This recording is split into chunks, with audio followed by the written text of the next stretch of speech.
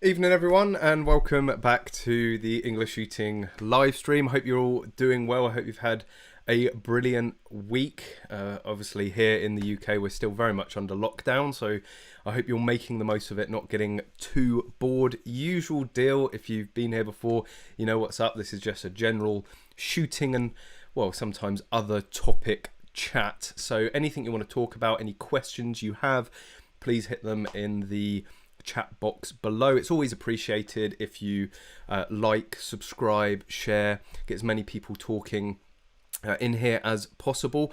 We're trying and keep it clean, although I am on the jungle juice, so things might get a little bit spicy.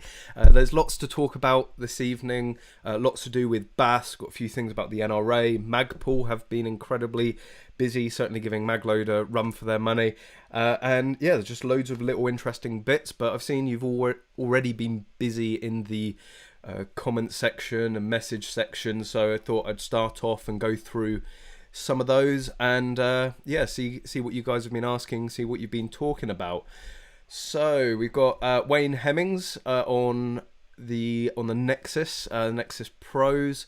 So those of you that don't know and you're new to the stream, if you're not new to the stream, you're definitely going to know what Nexus is by now. Wayne, I have to warn you, it is quite expensive buying the component parts, but obviously you can always drop us an email and we'll try and sort you out. The Nexus is a modular design, so you can mix and match, you can increase things later down the line, but it does always work out better value buying the complete unit to begin with. But if you need a few extra bits, so I mean two 12s, well, that's 24 in total, so you're going to need an additional 2 rows of parts. Actually, that's probably not going to be too expensive, plus the back plate. So yeah, drop us a line and we'll sort you out for that. I've seen some optics chat, which is very ironic, because one of the topics today, courtesy of Silverstone Shooting Centre, obviously the pinnacle of mini rifle here within the UK, has been very busy with their optics. And when I say optics, I don't mean 2. Yeah, they've gone the full hog. They've gone 3. But I see people have asking, Richard, thanks Richard for joining. Money no optic. What would you put on your mini rifle? As you'll all know, I've probably got I've probably talked about this a million times, but I've got the Razer Gen 2 HD. I think overall that's the best value for money when comparing it to the Gen 3. If you've already got a Gen 2, I really don't see the benefit in spending all that money, or basically the benefit per pound that you're going to have to spend to be able to get it to the Gen 3. So if it's money no object though and you don't have anything, then you really can't go wrong with the Gen 3. It is a fantastic optic, and if you don't care about the money, then well, just go for what is arguably the best. I know a lot of people have a lot of success with Swarovski glass as well, even for practical, of course, Smith & Bender. So there's a lot out there, but Vortex is very well proven, very well tested, competition proven within mini rifle, and of course full bore. A lot of people take that optic, they use it here in the UK for mini rifle, and then they fly out abroad and use it on a 223. So it's very versatile. It's going to do a lot for you. So yes, and yes, Daniel, the only reason you're recommending it is because you've got one and you like to tell people how poor they are, because no one else has one here in the UK. You literally cannot get them for love nor money at the moment, although I do believe that Country Sport Wholesale have got a big order in for them, and they should be here, well, as soon as they've got them, they'll be sending them out to various shops. But you'll probably find that a lot of them have already been pre-sold, so get in contact with your local Vortex Optics dealer and try and get your name on the list as soon as possible, or speak to Daniel and see if he can sort you out. He managed to get the first one in the country, so he's managed to pull that off somehow. And right, it's been hidden, you guys can't see it, but someone complaining about the countdown. Well, how else am I meant to test if everything's working? Jesus, just put it on mute for God's sake. I won't repeat what he said. It wasn't PG, although as the stream goes on it will probably get less and less PG. But talking about optics, and go straight into it, one of the first topics, thank you for segueing me into that, Richard. We've got I mean, this is either pure genius or pure insanity. I'm going to go with the latter. Let's bring this up. So, Silverstone Shooting Centre, as I'm sure if you're a regular viewer of this channel, are going to be well aware. And you might be thinking, well, what's all this about? That looks perfectly sensible. I mean, you know, Hawk for practical shooting is potentially a little bit questionable, but aim point, 45 degree, what could go wrong? Oh my dear God, what has he done? Apparently, this is now a thing. No one can really work out why you would want this setup. Apparently, in their own, in Silverstone's own sort of explanation, it's for the very minute circumstances that you're going to be shooting offhand as a lefty or shooting, you know, weak-handed. Yeah, that's just an abomination. I mean, you'll all know what my thoughts are anyway with the Chris Vector as a mini rifle, and this doesn't improve it for me. Like somehow it's got worse. How? I don't know. I mean, just look at it. Just look at it.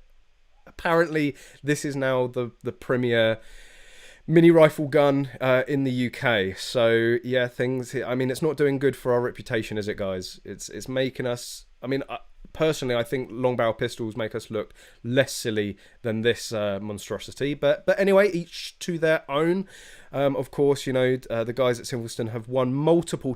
Oh no, they haven't. Screw that. Anyway, let's back away from Silverstone. I can only take so much cancer for one night. What else are you talking about? I told you I'm on the jungle juice. It's gonna happen. English shooting. Are you allowed to have night or thermal in the UK? Absolutely. A lot of hunters use it. People go out foxing, rabbiting at night. So yeah, there's actually a big market for thermal and night vision in the UK. We're not actually that restricted. There seems to be this sort of confusion that for some reason plate carriers are banned and armor is banned in the UK. It's not. I believe there's certain grades that you're not allowed as a civilian here, but for the most part, things like that, as long as you have a good reason for it. Again, it's not really licensed, so you could tell them, I like looking at my neighbours at night. I don't know if that's necessarily a crime, probably, but yeah, you can buy night thermal imaging off the internet. I know, who are the big? I think Thomas Jacks, they're a big supplier of it. Uttings, and there's another one that's always at the show that I can't remember. There's loads of it's a big business, because hunting is probably one of the most popular aspects of sport in its entirety here. People like gamekeepers are going to be out in the fields with thermal and night vision all the time. Richard Weston, would you need a bipod to carry the weight? Are you talking about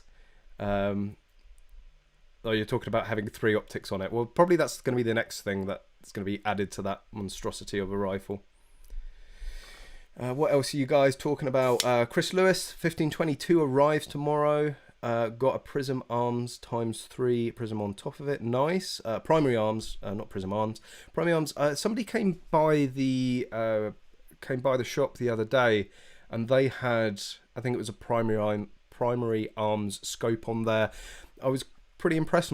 Unfortunately, it was quite dusky, quite dark at the time, so I couldn't get a true reflection of what it was. But yeah, 1522, great choice. I'm actually going to be doing a video shortly comparing the SF15 and the 1522. There seems to be the same question asked over and over again about those two rifles. Which one should I go for? So obviously, you know, my vote ultimately is always going to be the 1522. I still think it's the best value gun in terms of performance, reliability and cost on the UK market. And yeah, the Lantac, of course, offers you a full mil-spec, full metal gun. Yes, I did just splash myself with beer. I promise this is the first one of the evening. I've got an invitation for Woody to join the stream. If he's quiet, he can join. We're going to have a guest appearance. This is going to be the first guest appearance we've had on the channel for a while. I don't know if any of you have seen Woody before. He's a bit of a special dog.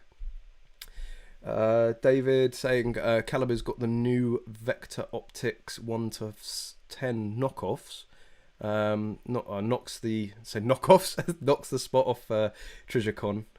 So yeah, Calibre's got a host of gear, so you can go and check out Calibre Innovations. They'll be able to hook you up with pretty much everything you need. You need a VR headset for that rig. Yeah, I really don't get it. All that rifle is doing is just having more weight added to it. I mean, it's already quite unwieldy, and they're just going full hog on it. Tippmann can't go wrong. I disagree. I think there's a lot of better options than the Tippmann. I know it's a popular rifle. It is fairly reliable, but I just think there's better rifles on the market for it. A lot of people saying about thermals, and of course, talking of Calibre Innovations and David, there is going to be a big trip. Yeah, let him in. Let him in. Thank you. Here we go. Got a guest appearance. Hello. I'm gonna make you famous, Woody. So this is one of. Say hi. He's obviously really enjoying it. Got anything to say, Woods? No. He's just gonna sit on the bed and chill.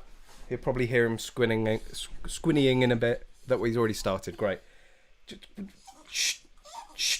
Can you? I've got 1 minute. I'll sort him out with a ball. There you go. Anyway, that's Woody. If you follow the English Shooting Facebook page, you might have seen Buzz on the channel. I think I put a photo of it. Yes, the dogs are called Buzz and Woodies. Yes, fans of Disney World and Toy Story. And no, they're not the name of the toys and that all joke. Anyway, moving on swiftly. Love from India. Wow, truly international audience. Thank you for joining. Can you tell us more about Practical Shotgun? We want to start it here. Well, that's brilliant. Well, we're all for growing the sport, getting more people into it. There's loads of videos on the channel. Perhaps you've come from the video that went out this week, which was what is IPSC. So definitely go and watch. That to get a general basis of IPSC. But Practical Shotgun, it's huge here in the UK. It's the main sort of IPSC discipline because obviously we don't have full bore handguns, we don't have full bore semi-automatic rifles, which are the two most popular disciplines in IPSC before shotgun, and we seem to excel at it because we do it so much more. We seem to focus on that more than anything else. It's grown, and to be honest, I think you're used to seeing handguns quite a lot being used in those sort of practical, quick, sort of agile ways. Watching it being done with a shotgun and obviously loading a handgun or a rifle is fairly straightforward. Revolver, a little trickier. Loading a shotgun in standard manual or modified is impressive to watch when it's being done right and fast.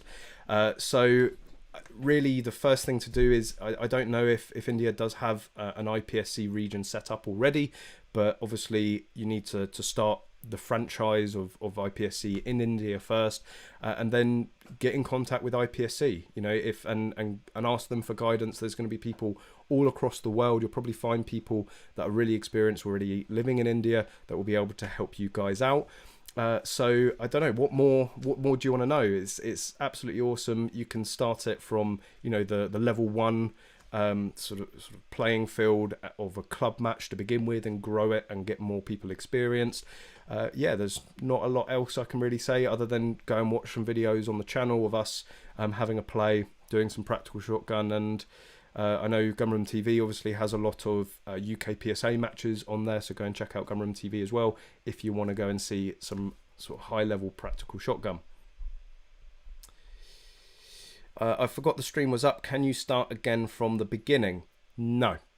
But yeah, I give you guys enough message and enough notice, and it's not like I don't always put it out on Facebook beforehand, and it's not always done at the exact same time on the exact same day. I mean, I'm trying to make it as easy as possible, aren't I? Anyway, we're going to be talking, let's jump into, first of all, the big news. I think we might have mentioned it last week, shooting shows. So they're some of the highlights of the year for me. The big three are, of course, the British Shooting Show, the Northern Shooting Show, and now the Target Shooting Show. The Target Shooting Show was only started a few years ago, but it's very practical and, obviously, as the name would suggest, target shooting orientated. So it's less wooden shotguns, less hunting and gamey, and more target sports and practical. So certainly, I don't know necessarily to say my favourite event, but it's certainly the event that focuses more on what I'm mostly interested in within shooting sports. Of course, anything with a trigger, I'm up for giving a try. Woody is destroying that ball, but he's absolutely loving it, loving and enjoying himself. So yeah, the British Shooting Show, unfortunately though, has been postponed to next year. Now, it's, I don't know, it's sort of a funny twist of fate. Of course, the British Shooting Show was the only show to go ahead last year, and it may look like the British Shooting Show is the only one not to go ahead this year. As far as I know, the Northern Shooting Show is going to go ahead. There's no plans to postpone it at this moment, and the Target Shooting Show actually came out and said that they are confirming this year. There's no dates that I'm aware of yet, but as far as I know, the Target Shooting Show will be going ahead, so we should have at least the Northern Shooting Show and the Target Shooting Show, but the British Shooting Show will now be in 2022, which is a shame. The British Shooting Show is pretty big. I think there's more stands, more companies at the British Shooting Show. Obviously, the Northern Shooting Show is the largest in terms of the space that it takes up. There's shooting there. You can go onto the line and do some clay pigeon shooting. There's always a little bit of rifle shooting going on there as well. So it's just they're all in their own way slightly different, and I love them because of all those differences.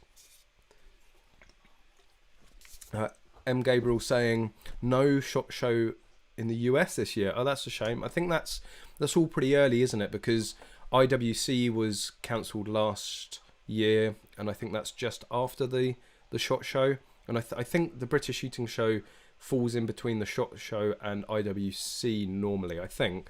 So that's a shame. Again, I really want to go out to the SHOT Show, really want to go out to IWA. They're on the bucket list, so we will try and get out there at some point with you guys and our film as much as I can. Indian PSG images of stages on top of trains. I mean, it would be interesting. Don't know if it's necessarily going to, tick all the boxes on health and safety. Can you have rotary shotgun mags like IWI or the xTAC in the UK? The xTAC, yes. Again, shotguns we're not that restricted on here. Again, why IPSC shotgun is so popular. We're not restricted on capacity. There's no, apart from the fact that if it's over a 2+1, it's a section 1 rather than a section 2 shotgun. But there's no, once it's a section 1, there's no capacity restrictions. Again, with our rifles and LBPs, you can have as large a mags as you want and as many mags as you want, and it's not an issue. I think it's Firing Solutions actually has an xTAC in stock. Personally, I don't see the benefit of running it in a competition. With IPSC, you're limited to a 10-round start or 9-round in standard anyway. So, and it most definitely, would it put you in open? Potentially, but yeah, I don't see the huge benefit in competition. Maybe for some 3-gun matches where you can top the gun completely up and then absolutely blitz it on a big shotgun stage. But for IPSC, it's really not going to do you any favors. Yeah, the British Shooting Show back at NEC next year was going to be east of England this year. Yeah, so they did move it. Obviously, that was to do with COVID as well, but we'll have to wait till the NEC next year. Doggo, want to move to the US. Do any of you guys know if I can buy firearms with a green card, or do I need full citizenship? So as far as I know, you're allowed to buy a gun out in the US if you're a resident. You don't even need to be a citizen, or you don't even need to have a green card. There's been a number of people that I've shot with over the years that have a holiday home out there, and of course, holiday home or not, it's still a residency, so they're able to then go into a gun shop and buy a gun. Now, I think it's slightly tricky. You do need maybe a friendly sheriff or head of police in the area that you're in. But as long as if you're a resident, then you can get a driving license. And once you've got a driving license, I think you might then need a hunting license. and then you're able to do it. There is a way to do it. I know it's quite convoluted, I know it's quite complicated, but as long as you know your stuff, you should be able to navigate it through there. Have you seen TFP have been doing a kind of shot show roundup for this year's new kit release? Mainly US marketed kit, but well worth a look. Well, I'm trying to do my best on the channel, and again, that's a nice segue onto a new product that I've already earmarked to talk about. But yeah, it's going to be a little trickier now keeping up with all the new products. Obviously, that's one of the greatest thing about the show. All of the new products are there. Like last year at the British Shooting Show, we got to see the Razer Gen 3 for HD Gen 3 for the first time. All of the new guns, I mean, it was the Mossberg 940 JM that was there, and we're able to look at it. So the shows are great for seeing these new products, and it is going to be a little harder. I guess any brand that you like, go and follow on social media, and it's going to be on that. But Magpul have certainly been busy. We talked about them briefly last week, and then I stumbled upon this video, and I'll bring it up now for you guys. This is just absolutely immense. So I don't think there'll be any sound for you guys, but I was just absolutely blown away with this. Just give it a sec.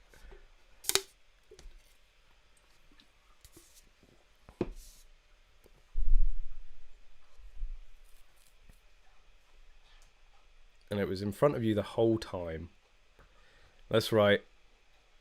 Magpul are making, that's just absolutely insane. I'm sure, as you saw on the TV, any gamers out there would be familiar. So it's the FDP9 and the FDC9. It's just, let's have another look at that. Let's, because it happens so quickly. There we go. It's just nuts, absolutely nuts. I mean, fair play to Magpul. Obviously, with COVID across the world, it's getting a lot of companies have a little bit of spare time on their hands. I know Connors has been making the most of that spare time with Magload, and hence loads of new products coming out with Magload, and there's still more to come out. I'm not allowed to talk about most of them, unfortunately. But yeah, that thing looks absolutely insane. Of course, never going to be UK legal. And if you want to make it UK legal, then it's no longer really going to have the same premise of this folding gun and quickly deployable gun. Also, guns that are disguised, although I don't think that's necessarily disguised as anything else, but anything that is disguised here, any firearm that is disguised is a Section 5. So like the walking canes, like the 22LR walking canes that you see, instantly Section 5, even though that they technically do conform to the overall minimum lengths, so 12-inch barrel and a 24-inch overall minimum length. Because it's concealed, because it's disguised as something else, you're not going to get that past your FEO. Magpul have a great launch. I mean, Magpul, they are one of the biggest companies in the shooting game. Their fleet of vehicles is absolutely nuts. I'm sure you guys have seen it in the past. They do like spending their money on worthwhile advertising, let's just say. Is that some April Fools? No, unless we're in April. But it's going to be... I tell you what is an April Fool's joke. It's got to be an April Fool's joke, because no one would ever be stupid enough to do it. The Trioptic... What is this? What is that? That is a mag pouch on the gun. Yep, I'm as confused as you. Anyway, that's enough. We've already talked about that this evening. Let's switch back. Could it not be UK legal provided it's unable to fire whilst folded? Technically, I know a lot of, well, again, is it being disguised? Is it being disguised as something else? Is it a concealed gun? That might make it Section 5, but again, the barrel on it is so short that you'd have to have it 12-inch barrel anyway, so you'd end up with this folder with this barrel stuck out of it. I think you could potentially make it UK legal. I really don't see the point. Oh, Michael Hepsworth, you beauty. Yes, it's a dildo holder, because you would have to be a massive cock to put a magazine pouch on your gun. Anyway, moving on. Does anyone use Magpul's Magpul? No.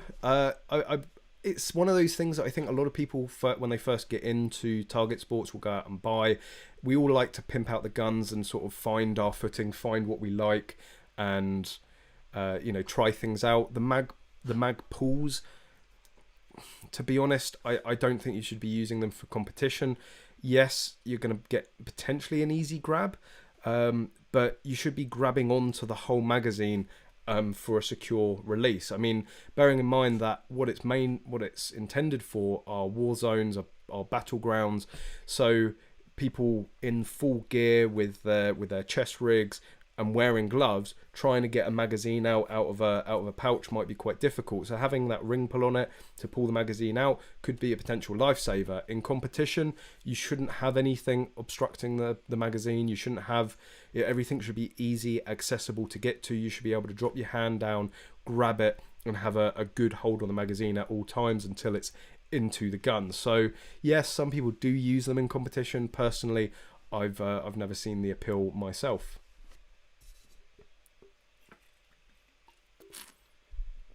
Is that teddy bear over your shoulder a nanny cam put there by Connors to keep an eye on you? That bear has seen some shit. I'm telling you. Connors regrets putting that camera in there. No, it's actually quite a sentimental bear. It was used. It came with a fabric pen, and basically it's signed from a load of old college friends when I left college to go to uni. Took it in, got them all to sign it. So there's all various messages on there. Not all of them are safe for work, so we'll leave it at that. But yeah, Connors is probably spying. I'm sure he's regretting that. Is there a lever action practical CQB comp in the UK, preferably in the southwest? Not that I know of. I mean, there's nothing technically stopping you from entering a mini rifle competition with an underlever 2.2. So you can go and do some mini rifle comps. I mean, gallery is obviously the best place. Gallery competitions with the NRA is definitely the best place to go for any lever action. But in terms of practical lever action, I'm not aware of anything at the moment. Simon, thanks for joining as always. I know I get told don't be poor. Well, Daniel is here, so prepare yourself. But what is the next basic cartridge for PSG to the £70 Alpha Elites? A 70 for 25 shot makes my bum twitch, let alone my wallet.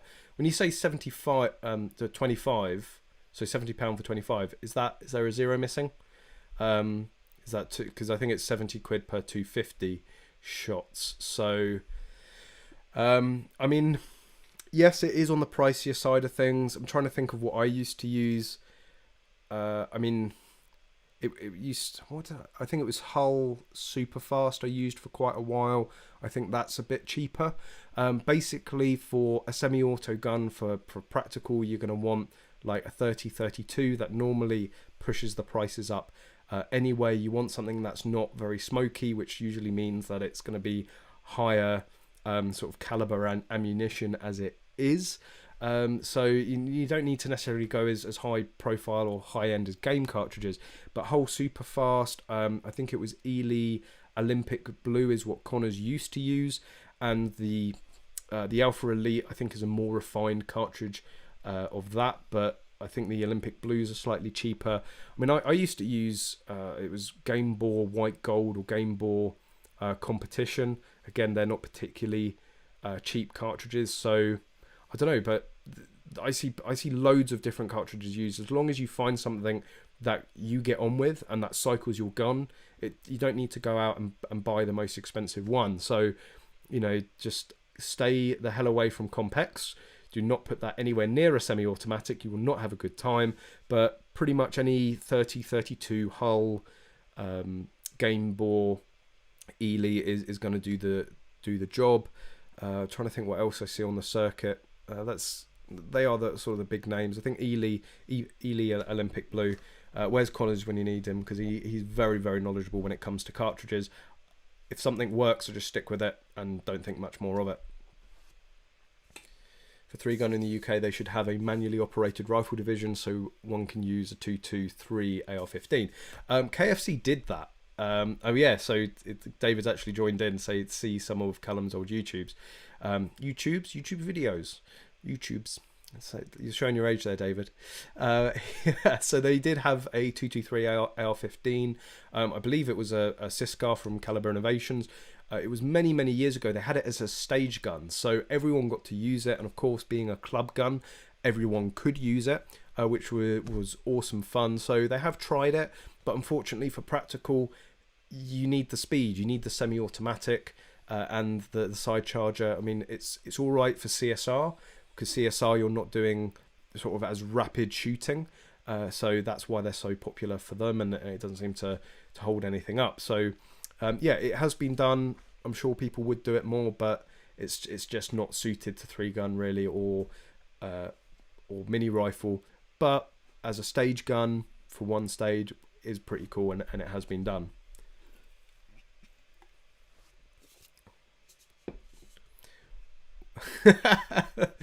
Was I a Renault team driver when you were 5 years old? I'm assuming you're pointing to that.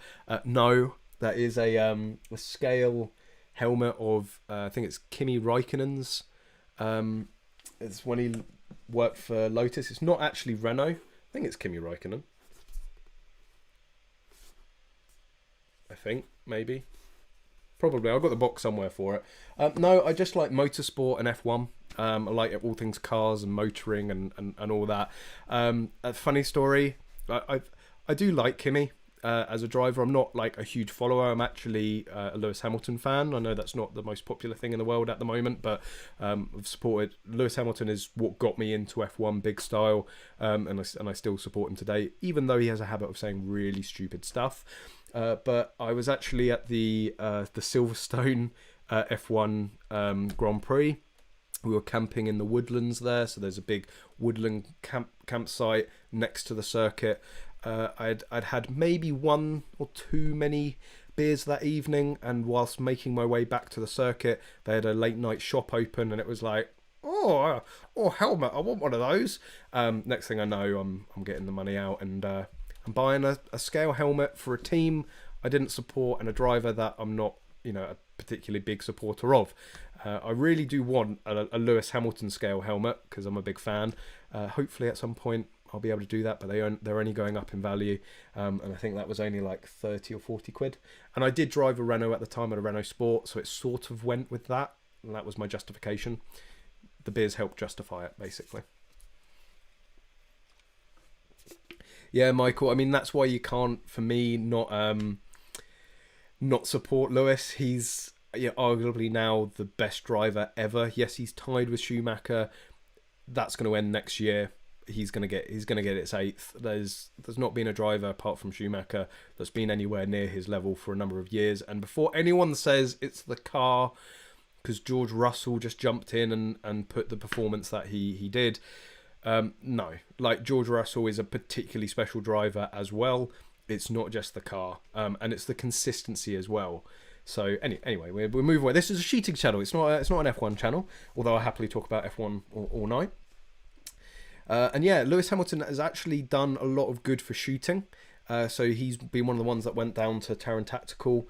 So he's posted a lot of video and posts and pictures of him shooting guns. He actually received a lot of backlash for it, and he was just basically like, I don't care, like, I enjoy doing this, nothing wrong with it, I'm going to carry on doing it, and I'm going to continue to video it and post photos. So of course, as an F1 fan, a Lewis Hamilton fan, and an all things guns fan, I was very impressed with that.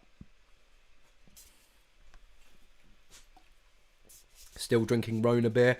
No, this is actually Sainsbury's own American style IPA. It's very similar to Brewdog. Highly recommend at any Sainsbury's near you. Benelli M2SP versus Stoger M3K versus Breeder I comp gun. Which would you go with or recommend? All right, Woody's had enough. I'm just gonna have to let him out quickly. Come on, you.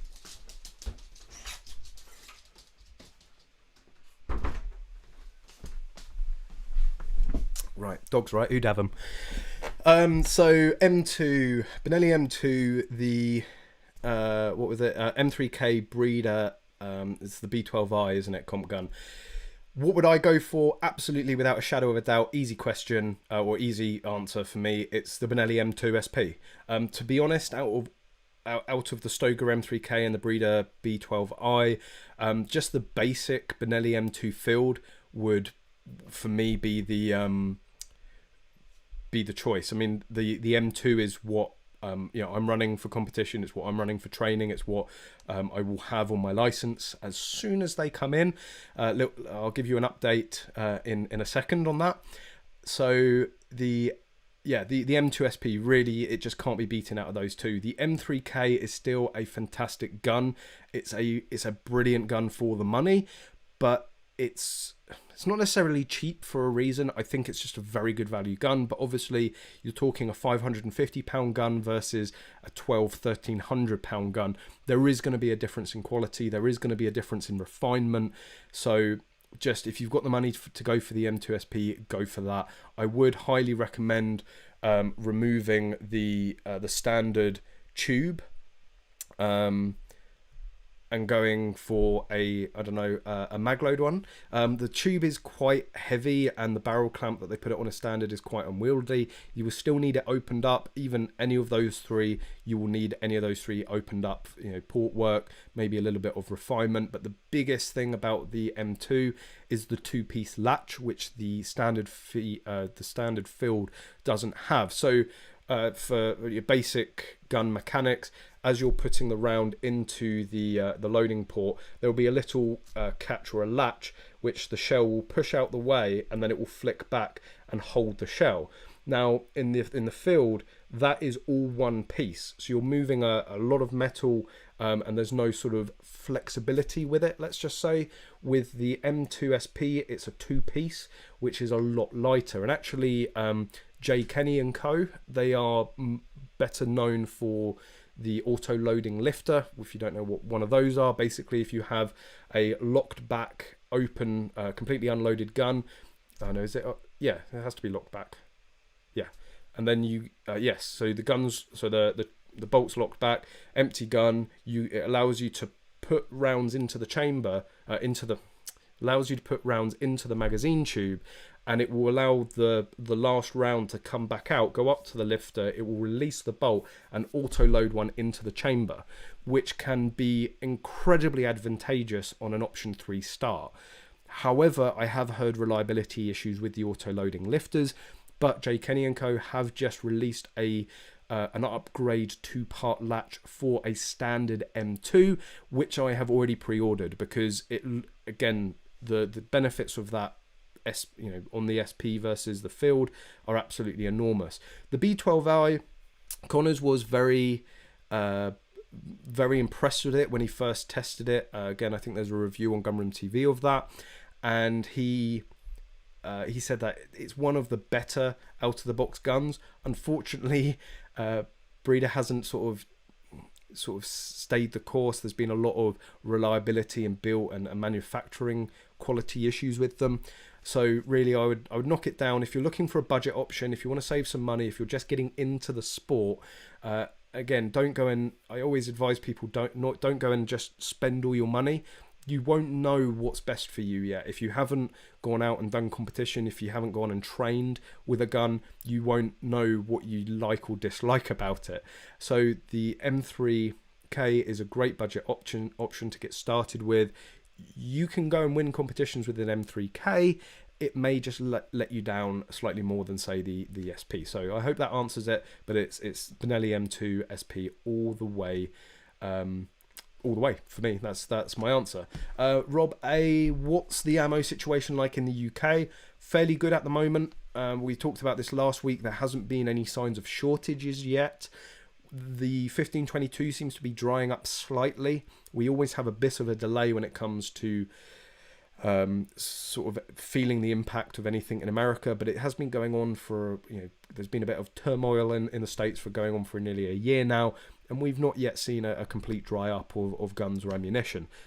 What we discussed last week was, of course, that we have some big manufacturers of ammunition in the UK. We have Ely Ammunition, which is 422. So that's based here in the UK. We're not going to run out of that.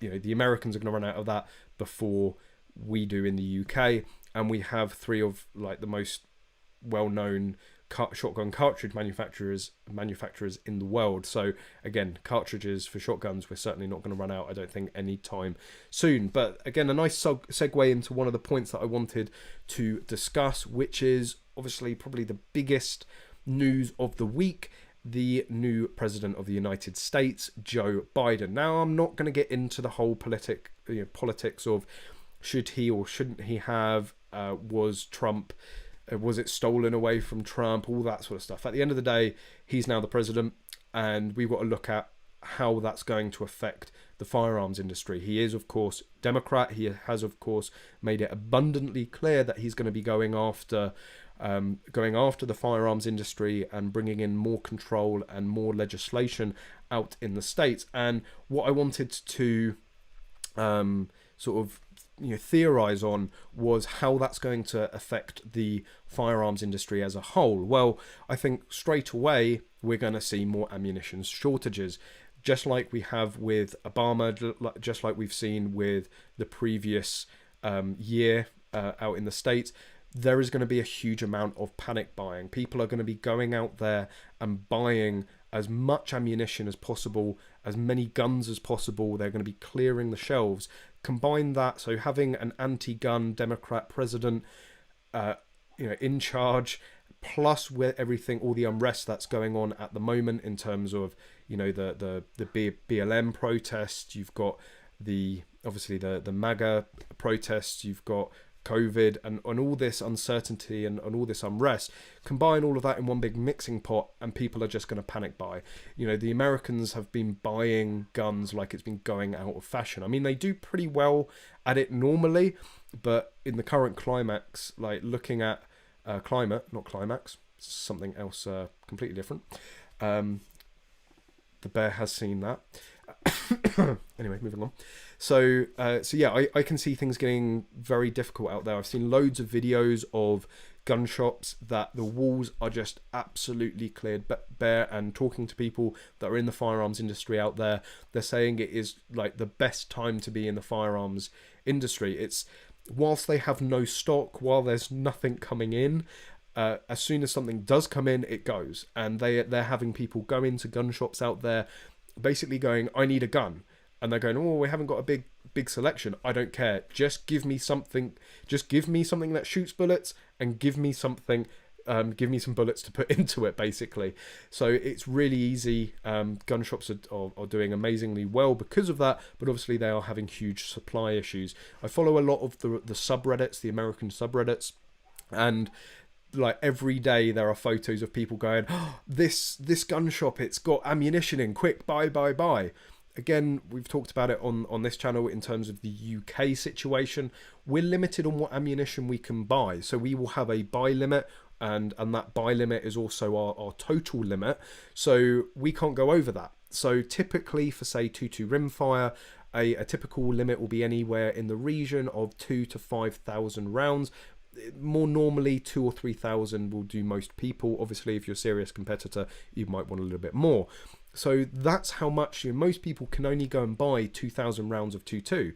When it comes to 223, 308, again, 300-400 rounds is probably like an average limit, quite a common limit. Some people get up to 500, some people obviously get over that. But that means that you can only go to a shop and buy that amount, given that you don't have any back at home. So if you've got 100 rounds at home and your limit's 300, it means you can only go and buy 300 rounds of, say, 308. That slows things down. That makes sure that people can't go into gun shops here and bulk buy. Obviously, if you're an RFD, it's a different matter. And obviously, with Magload, working with Blue Field Sports, Magload stockpiled basically. So we've got an account, and it's being held at Blue Field Sports for us. We saw the writing on the wall about potential ammunition shortages, so we went out and got 10,000 rounds of 2.2. So we need that to be able to test. We need that to be able to go out and shoot and compete and run the company basically. So Bluefield Sports is holding that for us, and we'll be able to make use of it when and if we need it. So yeah, it's a worry for a business over in the UK, for certainly in manufacturing, research and development, because if you don't have the ammunition, you can't go out and shoot. You can't go and verify that products are doing what you intend them to do. People still on the motorsports. What do I think of George Russell? Already a fan. I'll just answer that one quickly. Can't even find regular 12 gauge shells at the moment most of the times in the stores here. Last 2 times was in Sportsman Warehouse, and they only had 3.5 inch 12 gauge, 16 gauge, no pistol ammunition, and very expensive rifle ammunition. I mean, the price gouging out in the States has been absolutely astronomical. The fact that you guys are paying over $1 a round is just absolutely insane for a 9mm. So yeah, I mean, we're sorry to hear that. I mean, I tell you what, anyone that's a little bit entrepreneurial, if you want to get in contact with Game Bore, Hull, or Ely, I'm sure they'll be able to help you out with shotgun ammunition. Getting over to the States maybe might be a challenge, but if you're up for a challenge, I'm sure there's some money to be made over there, importing it over. Maybe, screw it, maybe that's what I should be doing. Chris Lewis, they sold nearly 40 million guns last year alone. It is just, oh, God bless America. I mean, this is why I'm watching the whole Joe Biden presidency. I'm going to be watching it very closely, because America is like the last defense in terms of the right to bear arms. Although I have to say, Czech Republic has been doing an amazing job over the past few years. They now effectively have a right to bear arms, and the president actually went out and said that citizens should be armed and should use their arms against potential threats, be that terrorism, be that against them, an individual robbery or stuff like that. So Czech Republic's pretty strong on the self-defense game, that's for sure. But of course, America, I mean, most gun owners across the world will look at America, and if you guys are struggling, then like we're all fucked basically. We're not going to survive if they can take away your right to bear arms out in America. It's just downhill for everyone else from there. So I will be watching it very closely. Of course, I know out in the States, any challenge to the Second Amendment is going to be hotly contested, passionately contested. So I do admire that.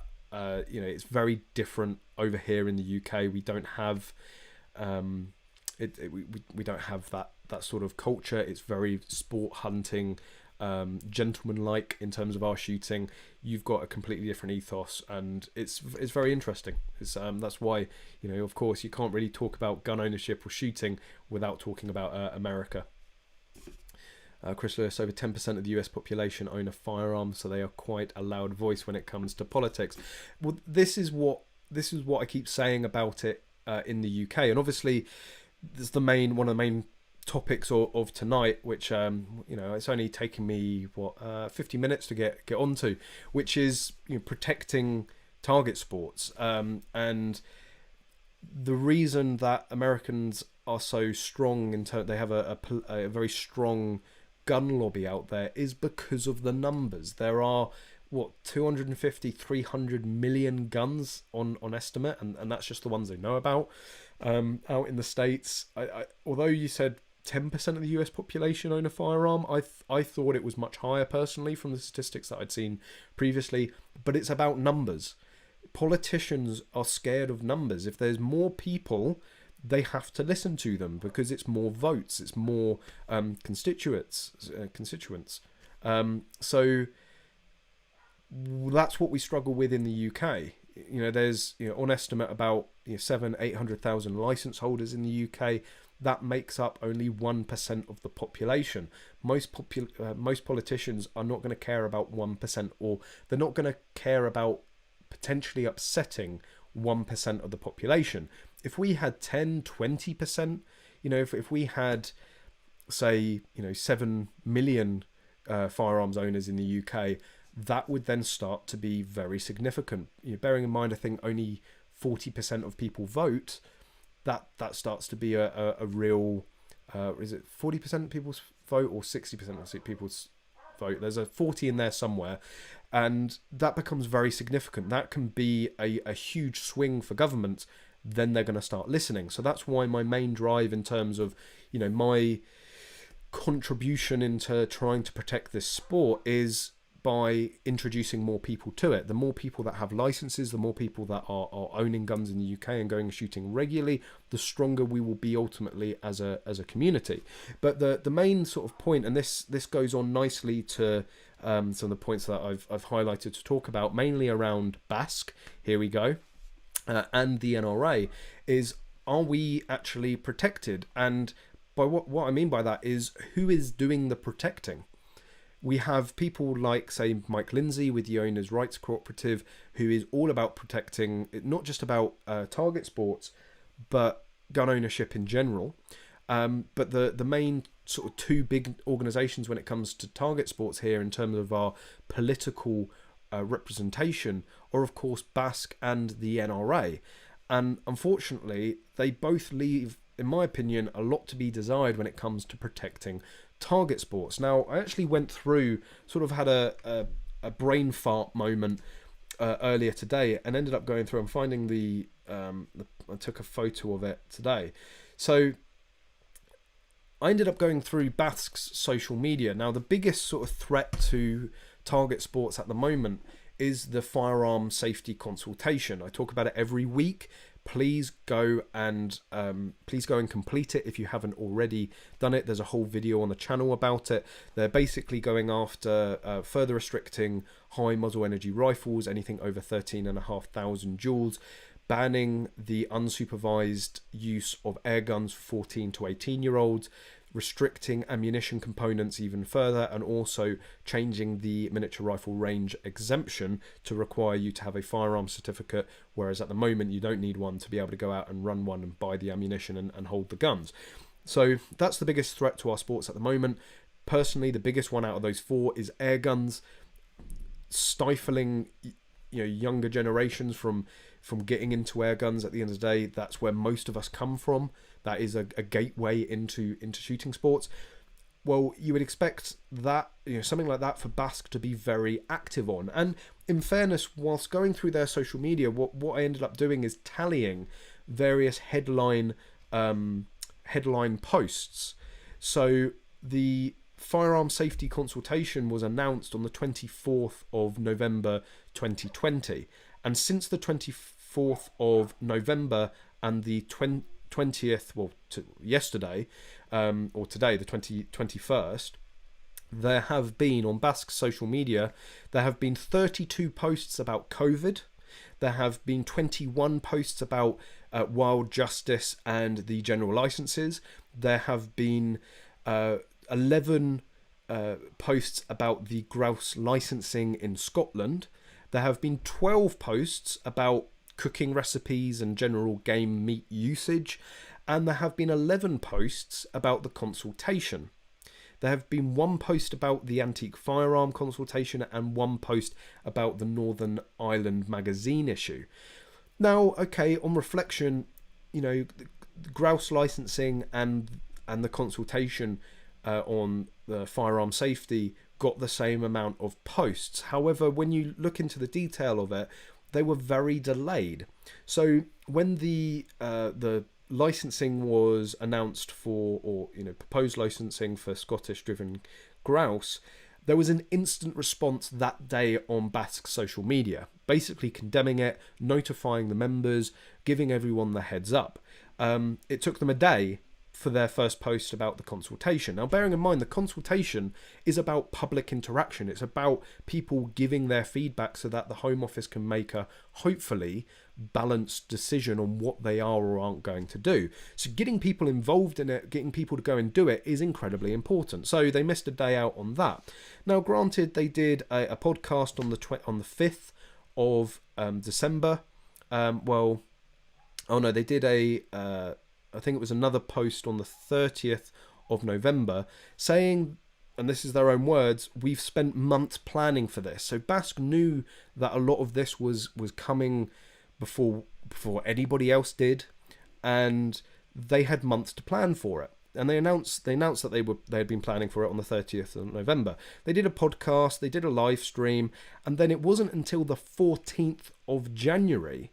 So you're talking nearly 2 months later, a month and a half, 2 months later, that suddenly the call to respond was given. Then on the 18th of January, the head of BASC, I think it's Bill Harriman, said that many voices is greater than one big voice, basically saying that it's no good just one organisation putting in a response to this consultation. We need lots of little voices to go in there and show the size of this sport. Again, all about numbers, showing the size, showing how many voters, how many people are affected from that.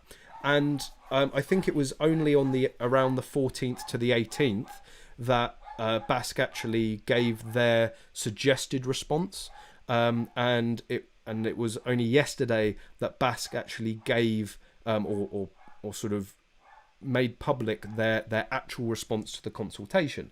So you're talking 2 months from when the consultation was initially announced. 2 months to get any sort of real guidance, to get any sort of real output from BASC on what people should be submitting, how they should be answering the question, just guidance on the questions themselves.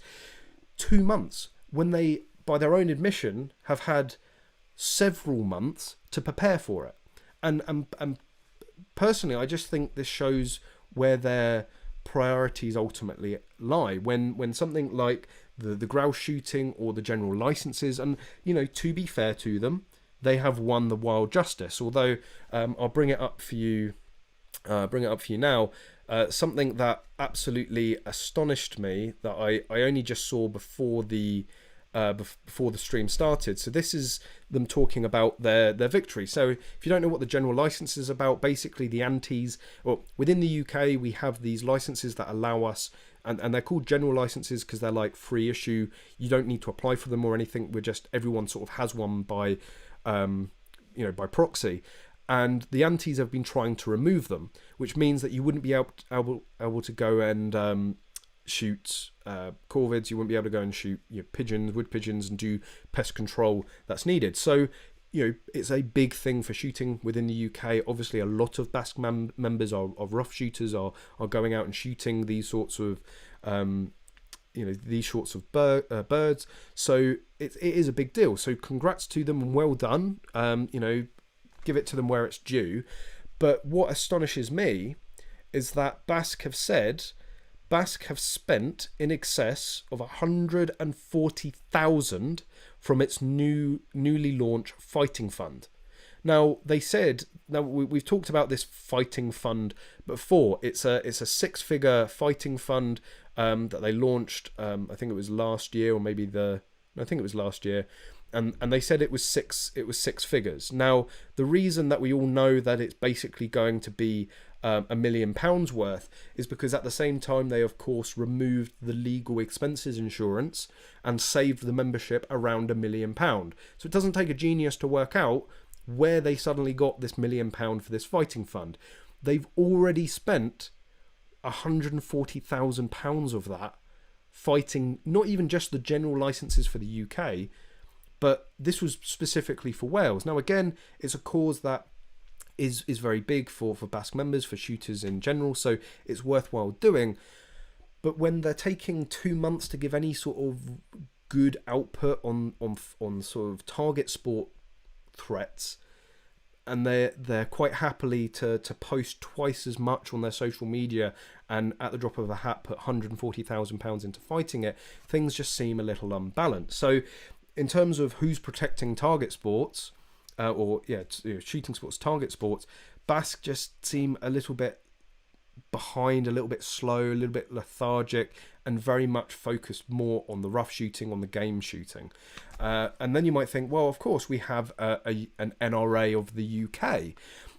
So surely the NRA of the UK should be doing a good job at fighting this. No, again, we're sort of lucky if we get one sort of update post from them, whether we get any guidance from them at all in terms of how we respond to these consultations, what we can do to sort of ourselves fight off these consultations. And that ended ended up with me going down a bit of a rabbit hole, and I found this absolute gem. So you'll all know that I've been very critical of the NRA of the UK in the past, and it's not that I've just, I've got it in for them. At the end of the day, they are the national governing body for target sports in the UK. Whilst BASC is the biggest organisation and represents the most shooters, the NRA, the buck really does stop with the NRA. These are the guys that are ultimately the national governing body of target sports in the UK. It's these guys that should be really out there fighting tooth and nail for us. Unfortunately, the CEO, Andrew Mercer, is far more worried and concerned about the leases at Bisley and basically screwing over the tenants that are on Bisley camp, effectively ripping the heart out of Bisley. And then I found this, which was news to me, that apparently the NRA are currently running at £1 million deficit. So I know for a fact that the litigation with the artists, Rifle Clubhouse, has cost them already hundreds of thousands of pounds. They've got into multiple legal battles. Of course, there was the whole Bisley Shooting Ground, and Bisley Shooting Ground is a separate entity. It's the Clay Pigeon Ground, although they've eventually taken that over. I guess they finally agreed a deal. But to be £1 million in the black, in the red even, and this was really one of the biggest defences that people had of Andrew Mercer. Yes, he's not a shooter. Yes, he's not particularly concerned with the overall protection of the sport. But what a great job is he doing of Bisley? Well, that doesn't look like such a good job for me. And maybe, again, he should stop fighting with the membership. He should stop fighting with the tenants of Bisley, wasting hundreds of thousands of pounds, and focus on protecting the sport as a whole. Bisley is not the entirety of the sport. The sport is much, much bigger than Bisley, and unfortunately the NRA are very, very tunnel visioned when it comes to looking at Bisley. Also, now this site, just as I mentioned, it's savebisley.com. Incredibly interesting. There are some real sort of golden nuggets of information on there, of basically the general mismanagement, or what some people would call the general mismanagement of Bisley. Now, to give you a further example, I think it's further down. Where is it? I mean, it's just, there's so many articles, so you look at some of the pictures of the state of the camp and how it's looking, and yet, they can go and waste hundreds of thousands of pounds on litigation fighting their own members. But interestingly, a real, let's just say, call a humdinger, is the fact that, and I don't think I've discussed this before on the channel. So Andrew Mercer actually worked for a previous charity where it was known that so it's the Lowther Castle and Gardens Trust, in December 2012. Basically, he left there, and as you can see, not only did the trustees of the NRA not ask for a reference from his previous employer, which is sort of employment 101, one of the trustees of that previous charity would have said this, which is he left a £1 million black hole. I think it's surmised up here. So these are some highlight quotes. Following Andrew's departure, our trustee board discover a £1 million hole in our finances, and we think he disguised from us. The charity's true financial position has been misreported by Andrew to the trustees. As a direct consequence of Andrew's misreporting of our financial position, the charity spent nearly 2 years wrestling with near insolvency. I found Andrew to be aggressive and vindictive and very difficult to work with. I recall an entire period of Andrew's employment as being one of constant argument and dispute about what the charity could and couldn't do within the terms of his lease. Now, this just sounds absolute like mirror image of what's going on with Bisley at the moment. They're £1 million in the hole. Now, whilst I don't think, I think Andrew Mercer was actually brought in after there was a big financial mess with the NRA, and in the short term he has sort of turned that around, but now the NRA seem to be at a £1 million deficit. They are in constant arguments with their tenants about the leases, and there are serious questions of whether the funds of the NRA, which ultimately again is a charity, is going to the right cause and is benefiting the members as best as it can. So the real worry, I think, ultimately is this. It was stated that Andrew Mercer actually sold off a big plot of land for housing development from this previous charity. Now, in some cases, that does make a lot of sense. If the charity isn't using that land, isn't generating much income from that land, what you can do is raise a huge amount of capital and then reinvest it, which is ultimately, I think, what they did. They built a new centre, they reinvested into the charity and in the property that they, or the rest of the property that they were on. The issue is, you have to theorise what the land at Bisley is worth, right? You are in prime Surrey sort of heartland there. You've got, Bisley sits right next to the M3, one of the main motorways into London. It's only 10 minutes away from the A3, which again is another main road into London. It is prime commuter belt.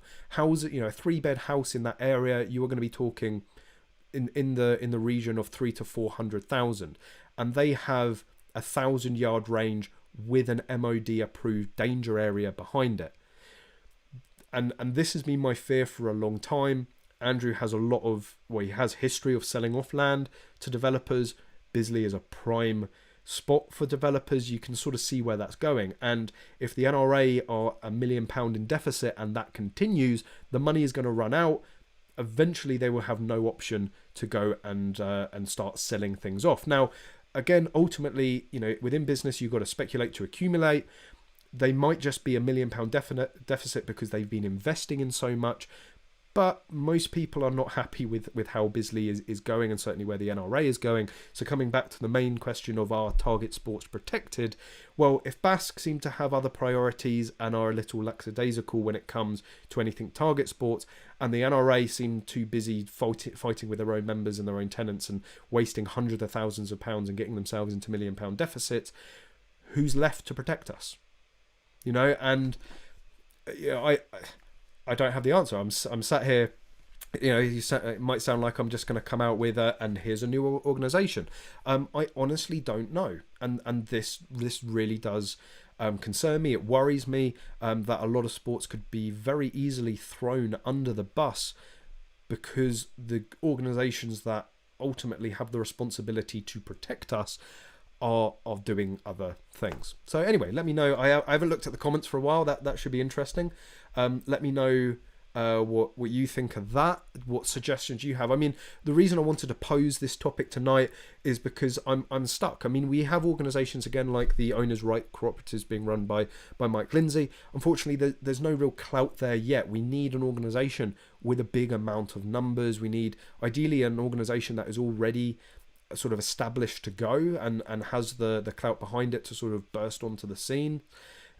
Ultimately, it comes down to numbers and money. So if anyone knows how to rally a lot of people up into an organisation and knows where to find a fuck ton of money, I'm all ears. So let me know what your thoughts are. But definitely go and check out savebisley.com. It is an incredibly interesting read. But yeah, anyway, what are you guys talking about? A lot of people talking about cancelling BASC. Yeah, apparently, speaking to various senior members of BASC, apparently most members weren't bothered about the insurance. When asked whether they had actually asked any members about losing insurance, they said, well, we poll our members regularly. Okay, but did you ask them about insurance? Well, we poll our members regularly. Why? You could poll them up the arse with a 10-foot rod. Doesn't mean you've asked them about the insurance. And I really do think this was we know what's best for our members. Again, like, the members know what's best for them. Don't treat us like children. The BASC the BASC membership or magazine. Oh no, I forgot it. I cancelled my membership, don't I? Didn't I? So I don't get that garbage anymore. I mean, for something that's called the British Association of Shooting and Conservation, you would think that they would maybe reduce killing a whole forest every single time they want to send out a magazine. I mean, very few people seem to read it. Very few people seem to be interested in it.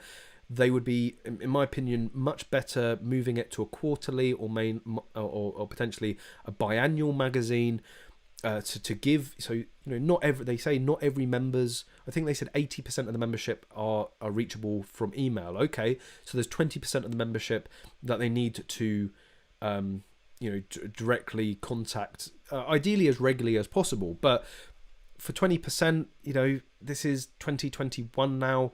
You should be getting online. Just send them a biannual magazine, or have an opt-in or opt-out. You know, maybe if they charge like an extra £10 per year for membership to receive the magazine, I could guarantee less than 20% of people would opt in. So again, it's a case of we know better. We're going to do what we think is best. Again, they do a lot of good. I'm not saying that they are all bad. They just could be doing a much better job for target shooting. Can we get rid of him? Unfortunately, I guess you are you're talking about getting rid of Andrew Mercer. Andrew Mercer is appointed by the Board of Trustees. It has to be, as I believe, a vote from the Board of Trustees. There are various votes. I don't know if the trustees are voted on. I'm not an NRA. I'm not an NRA member, so I can't get involved in that myself. So I don't know the ins and outs of it. Don't get me wrong. If they would let me join, I would join. I would still support them as an organisation because, again, there's not really much else to be doing. But really, it has to come from the trustees. The trustees have to be made aware how unhappy the membership are, although they consistently seem to be made aware of it and just seem to stick their heads in the sand and pretend everything's okay. Again, this is the Board of Trustees that hired someone without obtaining references. I don't think they're entirely worried about doing things as they probably should be, or should be done logically, let's say. Artist Rifle Club, is that the same Artist Rifles as in the Reserve SAS? It is. It's not just the Reserve SAS. There are, I believe, current serving members within the Artist Rifle Club. It's a brilliant little club. Moss, who runs it, is a real sound guy. He's got some interesting stories from his past, but I've tried to do as much as possible with them. We went and actually, there's a video on Gunroom TV where we went and interview. I can't remember his name. He's quite a famous major or general. I can't remember. Very high ranking. He was very prominent within the Iraq War, and did this speech, and we got him to sign these speeches and did some fundraising for the artist. So yeah, it's a great club. I believe you do have to be part of the military to be able to join that, but if you can get a sort of an ad hoc membership with them, it might be worth just asking, seeing what they can do. But yeah, I think there's a video again on Gunroom TV. The artist is a very interesting place. There's like MP5s on the walls and things like that. It's an incredibly little place, and unfortunately, Moss has just, all he's done is really stood up to Andrew Mercer. I believe that what's basically happened is the artists own the building, but Bisley own the land, and they pay them a rent, obviously, for the land. I think Bisley tried to raise this. I think they tried to double the rent from one year to the next, and they said, like, look, we can't do that. We're here for the members. We run the club for the members. We don't run it for a profit. And they ended up going into litigation. It cost both sides hundreds of thousands of pounds. There was really no winner out of it, but the artist did, I believe, sort of overall win. They got to stay. They got the rent that they wanted to pay, and it was all sorts of nastiness going on, which unfortunately just wasn't very nice. So Moss has sort of been through the ringer of that. So if you want to go and support them, there are various fundraisers for them. Go and check out the artist and give generously if you fancy it. You can start by selling the GT4. Nope, that's not happening. We need a promotional vehicle for this new organisation, right? Conrad, why is there never any push to delegate? Is that deregulate? Surely that's the prime directive of the NRA and BASC. yes, I mean, again, the NRA should be the lobbying organisation. The NRA should be the organisation that is knocking on MPs' doors and going, what the hell are you guys doing? But they are, unfortunately, our organisations love the closed door behind the scenes meetings, and they love to come out with lines. It was Bill Harriman talking about this firearm safety consultation, saying that, oh, you know, we'd been doing a lot of work behind the scenes, and they were talking about putting limits on shotgun cartridges, and you know, we strongly attested that straight from the start, and they haven't put it into the consultation, so we won. And I'm like, I don't know. I mean, yeah, I can see where you're getting that connection, but they might just have not decided to put it in there. Like, you might have had absolutely nothing to do with it. Again, it's better. I don't think they're necessarily doing any further harm having these closed door behind the scenes meetings, but it definitely leaves the membership scratching their head of what the hell is going on. I believe that these organisations should be very public facing. We need the public on our side as well as the MPs, and I think they do a very poor job in being very outward in sort of their communication in terms of their overall outreach to the public as a whole, which leaves target sports very very vulnerable.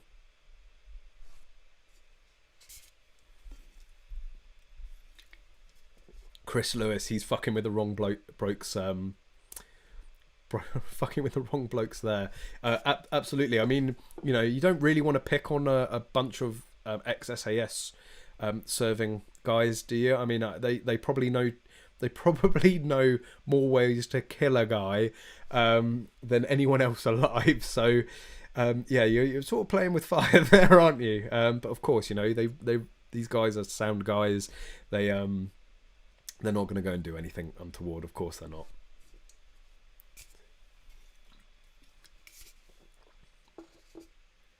Holy boys, Callum today marks the year since Taryn impressive. Oh. So the yes, that is my second. It's gonna get spicier in from here, boys. So today marks the year since Taryn dropped the press. Well, went full precious. For those of you that don't know, yeah, he got a little bit rapey. Ended up trying to see the precious too many times. That will never be forgotten. That's now in like internet meme history. Arish, oh, you're still live. Hi. Well, yeah. It's, you know, I go on for at least an hour and a half. Always here every Thursday, 7:30. Arius, keep up. When's the law already silly regarding shot shells? Not illegal to possess without a certificate, as far as I'm aware. Again, to be honest, I don't think there's any real justification to have any laws on ammunition, because here's an interesting concept for you all. The ammunition is completely fucking useless without the gun. So license the hell out of the gun, control the gun as much as you want.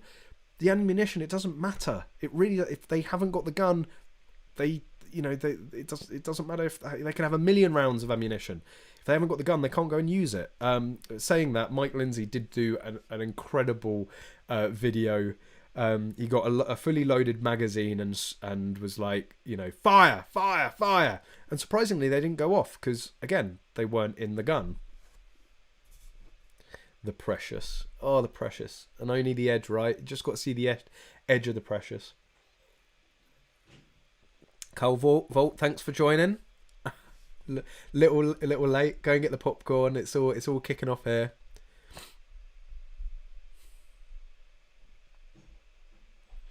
But yeah, I mean, I think it will be a very good day when ultimately when the Andrew Mercer leaves the NRA. You know, the only defence was that the Bisley seemed to be turning around financially. If they're now £1 million in deficit, that argument's completely gone, hasn't it? Martin Clark, I did say I would give you a little update on the application. Nothing's really. You can throw the ammunition at them. Yes, of course. Throw it at the wrong person, it might come back faster than you threw it. Update on the application. So, I have actually been in contact with Hampshire Firearms, and because it says on their website they're not processing new applications at the moment unless you have a vocational or genuine vocational or professional need. Again, all of my income comes from the shooting industry, so I think I've got a very genuine vocational and professional need. And I sent them an email and basically said, look, this is the situation. Certainly in these times as it is, I need to be trying to protect and maximize income as much as possible to be able to ride whatever storm we're yet to really see. I really don't think we've seen the true effects of COVID yet in terms of the economy and in terms of business. So I was saying, look, I need to be doing everything I can to protect my income. Having a firearm certificate allows me to do more. It allows me to start going and visiting places, buying guns, making video on buying guns, making videos on the guns that I then go and buy. It's going to be a huge, I think, uplift for the channel. So hopefully they see that as and testing as well, of course, with Magload. Going and testing these guns is very important, and going and competing with them is very important as well. So loads of justifications, and I did get a response. It has been passed on to their manager, which I think I might know who it is, which might be a very good thing or a very bad thing. So it's been escalated to sort of senior management, and hopefully I'll get a response soon. I really don't see how they can justifiably say that I don't have a genuine vocational or professional need, unless they're just going to come back and go, oh yeah, we've got round to your certificate now. No. So we'll have to see what happens then, won't we? But let's say Oliver, Discord. Is something going on in Discord, or do you want me to just plug it? If you want to plug it, plug away. Put a link in the description. So I'll give a plug. I'll give a plug anyway. Unless let's go and have a quick look at the Discord and see if anything is going on. So I'm sure Oliver is going to post a link any second now to the Discord. So if you don't know what Discord is, it's a huge sort of chat messenger platform, and there's a UK shooting. It's called UK Shooting. It's all about UK shooting sports. Doesn't mean you have to be in the UK to join it. There's loads of international shooters, but it's a great place to go and talk to like-minded people, talk about UK shooting sports. Oh, you were replying to Carl? Oh, gonna do it on the Discord. Oh, okay. Well, anyway, I'm plugging the Discord. Don't interrupt. So yeah, if there's loads of different. I'll show you, and I'll definitely show you this because it's a bit of a self-plug, which I'm no shame. I have no shame in doing. Look at that beauty. That is like the perfect patch collection right there. So this is the Discord. You've got loads of different channels on the left hand side, including memes. I'm going to be a brave boy, and let's go and have a look at the memes. Although this isn't. Let's drag that out a little bit. Is that a Silverstone Shooting Centre special right there? So yeah, loads of yeah. This is definitely not PG.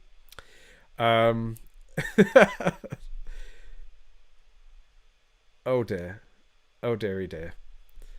That's all the bravery I'm getting into. But anyway, you can see the general the general principle. People are talking, chatting various stuff. What's going on? Yeah, so you can go and have a chat about various topics. You can go into general shenanigans and just have a general discussion about anything, or you can go in there and have a serious discussion. I don't know, go in and have a serious discussion against about air rifles. Although, Daniel, I don't think you've got the message that when it says air rifles and pistols, it's air rifles and air pistols, because all he wants to tell people about is his VP9L, which definitely isn't on the production list. It would be really silly if he had bought that gun for the production division, wouldn't it, Daniel? UK NRA memes. Scroll up for Silverstone memes. Oh, there's some Silverstone memes. Okay, let's go back into memes. Please, nothing that's going to get the channel banned. Please don't do it. Where's the Silverstone memes? Uncle Raja. Lantak. Yeah, Lantac social media manager. Yeah, they don't have the best. Oh, this is perfection. I did see this earlier. So this is what this is like Basque's favourite statement at the moment. We are observing the situation. They do a lot of that. Yeah, this pretty much sums up UK shooting sports. Oh dearie me. And that's basically John Thorne. What else? We got any other memes? Okay, right. Thank you, Arius, for getting me on this. Who actually made that meme? Oh, fair play, Arius, or Mocha. Oh dear. So this, right? Let's get into this, because I'm actually I think Connors is actually far more pissed than I am about this, but I'm still pretty angry about it.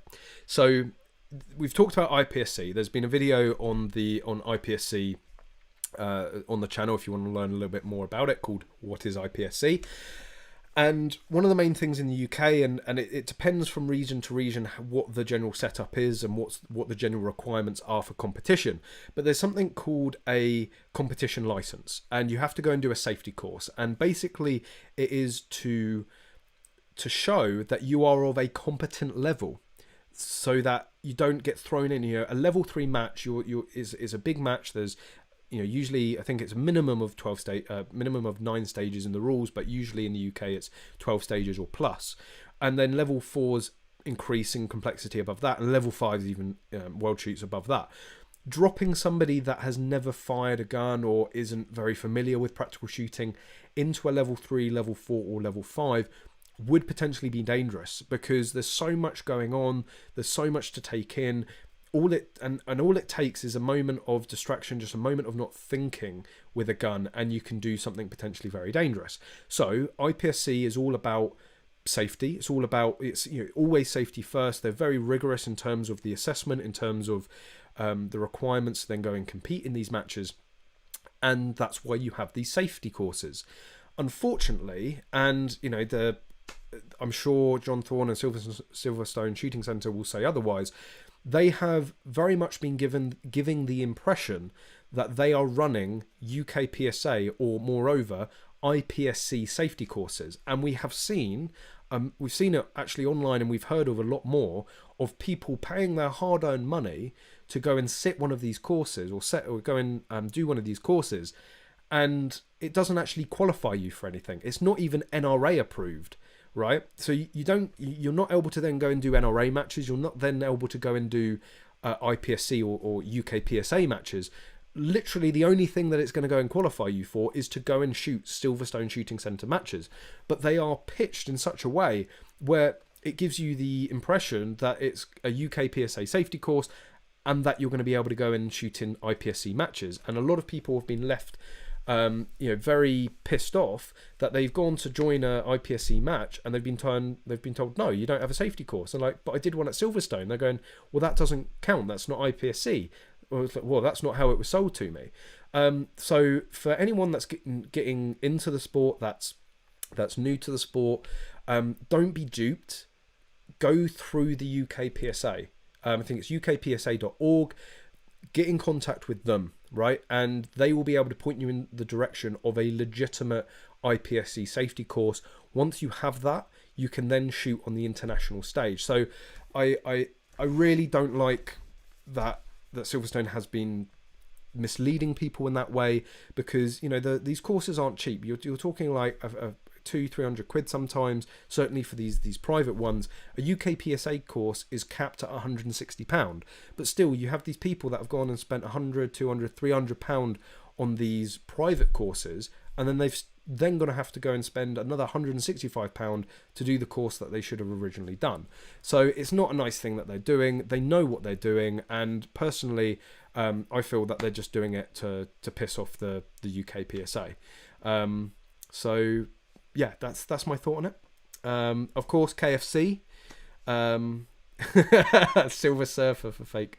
So it was from KFC that we were made mostly aware of these people being duped by it. If you want a proper UK PSA safety course, or you want to join a club that is actually UK PSA affiliated, join KFC.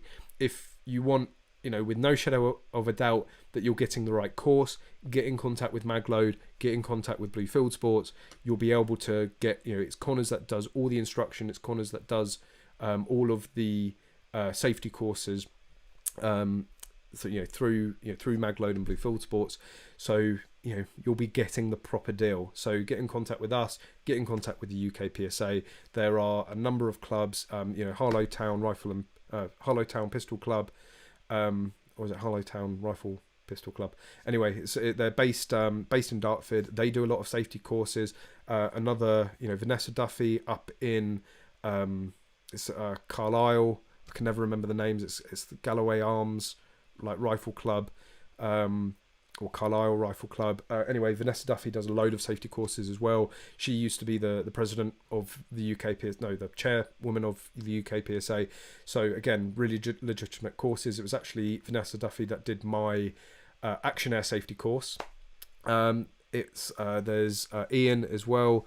He comes highly recommended. There's Borders. They do safety courses. So there's loads of people. Go to the right people. Just make sure that they are IPSC, that they are UK PSA. Anyway, Rant, you said you think the price was 350 quid. That is ridiculous. Like, the UK PSA courses are capped at £165, which I disagree with slightly, because if you want more people doing them, you do need some sort of profit there, but obviously it's to stop people from price gouging like Silverstone are doing.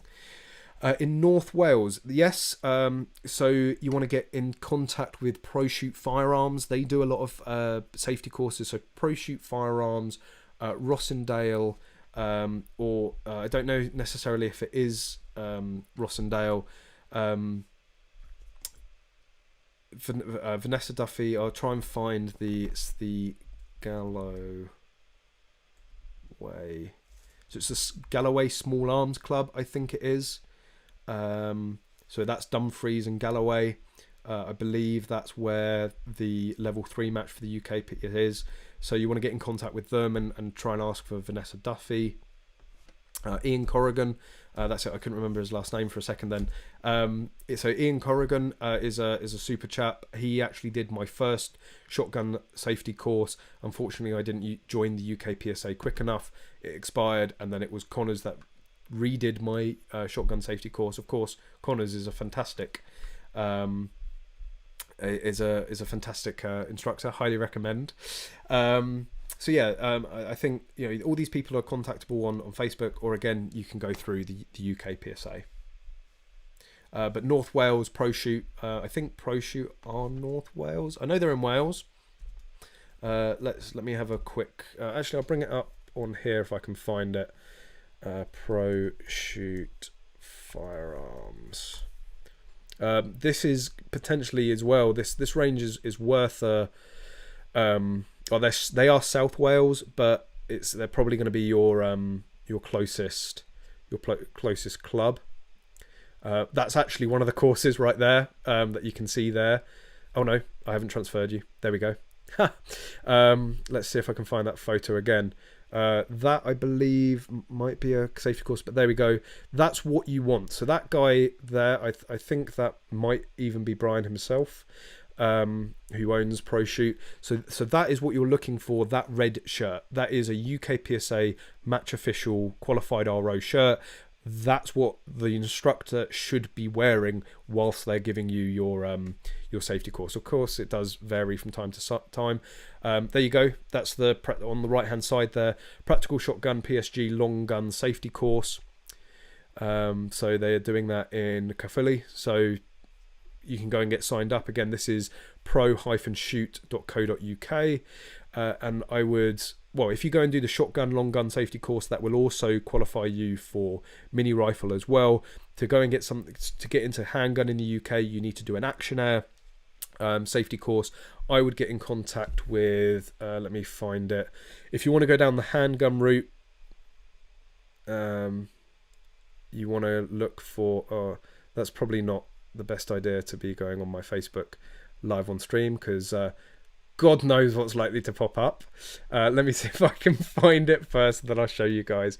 XPSC. Paul. Oh, there we go.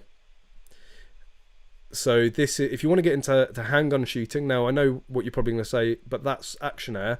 XPSC is one of the sort of the premier Action Air clubs within the UK. Again, they are UK PSA affiliated, and they run a number of Action Air safety courses. Now, for the UK, you have to do your Action Air safety course. You don't have to, but it's advisable that you do your Action Air safety course first, and then you can go over to NHTSA and transfer it. So you can, upgrade it to a full bore handgun course. So Paul, who actually works for Magload, he is, I'm not even going to say arguably, he is the best Action Air shooter in the country, and one of the best Action Air shooters in the world. He shoots at this club, as does his father, who is again an incredible Action Air shooter, and also a qualified RO and instructor, so he would be doing your safety courses there. So again, this is sort of the gateway into shooting handguns here within the UK. So yeah, if you're looking for places to go and do safety courses, then those are most definitely the ones to look at. And hopefully you can sort of start your way into IPSC UK PSA. Doesn't Connors do LBP courses then? I think he does.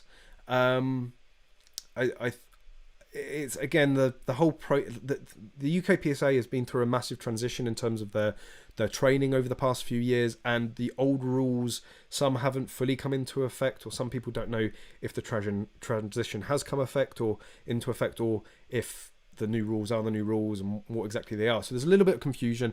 I believe Connors is qualified to do LBP, but I don't believe that LBP will qualify you for, will qualify you for full bore handgun shooting abroad. Again, you would still most likely need to go over to NHTSA with the UK PSA and do a conversion course over to full bore. Yeah, Matt, who is Paul's older brother, is also an incredible is also an incredible Action Air shooter, I must add. But you know, Paul's Team Magload, so of course instantly he's better, right? That's how it works.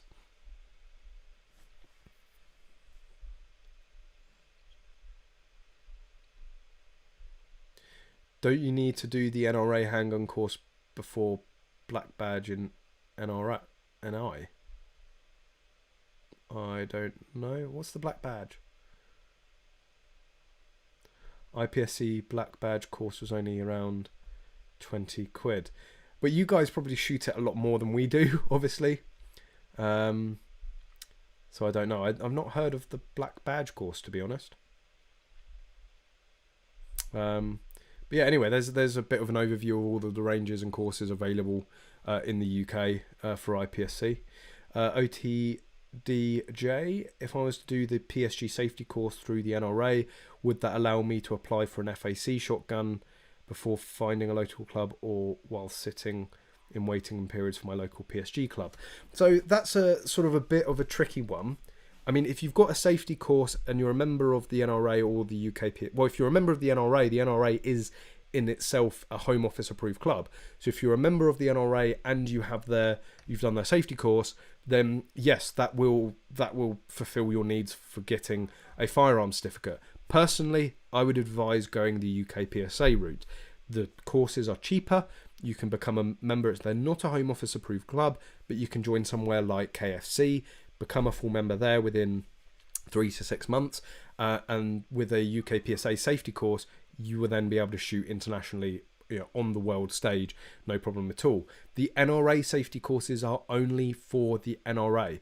They're not internationally recognised. They're not recognised for anything outside of NRA or NRA affiliated clubs.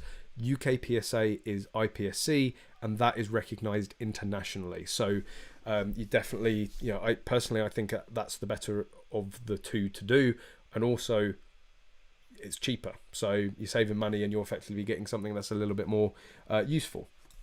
Let me just go through and just check that I have covered everything. Oh, this is an interesting one actually. This actually sparked a little bit of a debate between a few of us today. So somebody posted this. Now I don't think it's a problem. So you want to talk about how you can make a long-barreled pistol even more screwed up than it already is. Let me just find it first. Okay, so show you something that I shouldn't. Let's go. So somebody posted this today on Facebook. Oh, or have they removed it? I think they've removed it. Maybe they were a bit worried. Oh, well, that's a bit of an anticlimax. Anyway, no, it's definitely not there. Maybe it was removed. I don't know why, because I don't think it was an issue at all. Basically, a member had put an LBP into one of these carbine conversion stocks, where you slip the handgun in and it makes it into a carbine. And there was a bit of a debate whether that was illegal.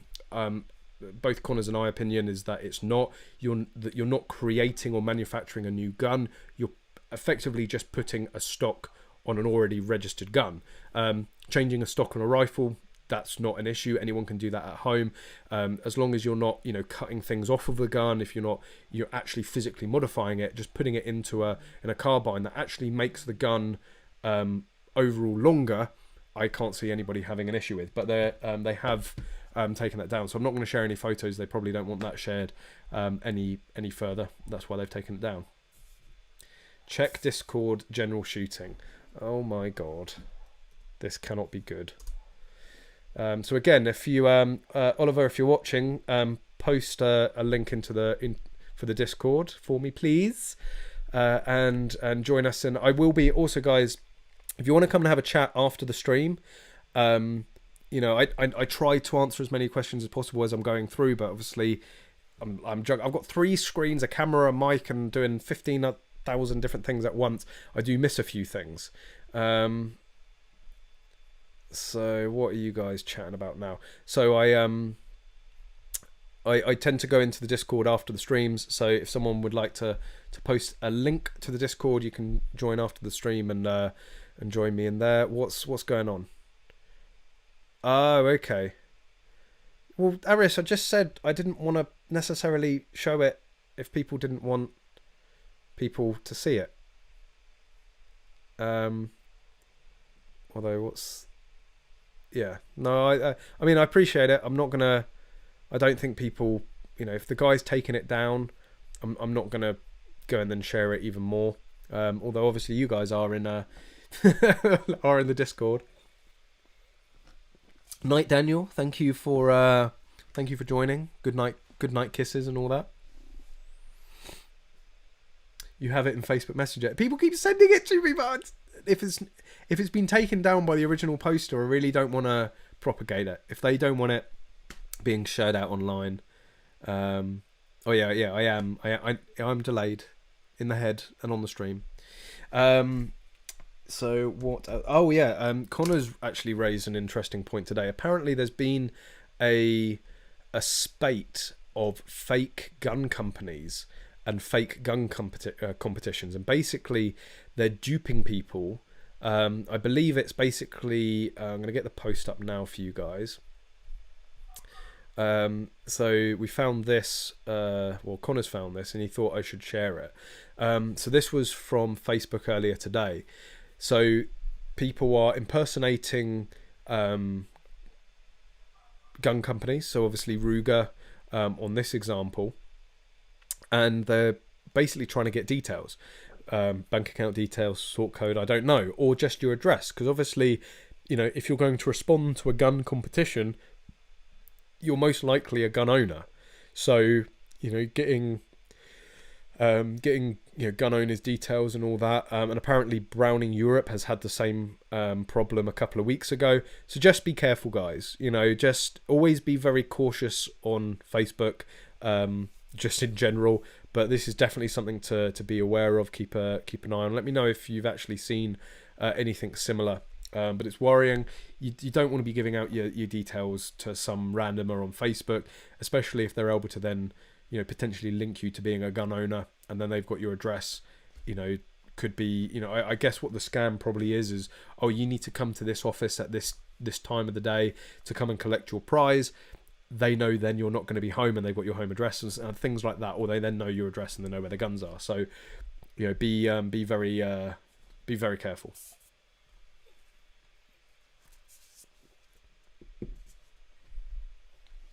So that was that. What other notes? Get fucked NRA UK. Yeah, no, we've covered that. Could do better. Basque, yeah, covered that.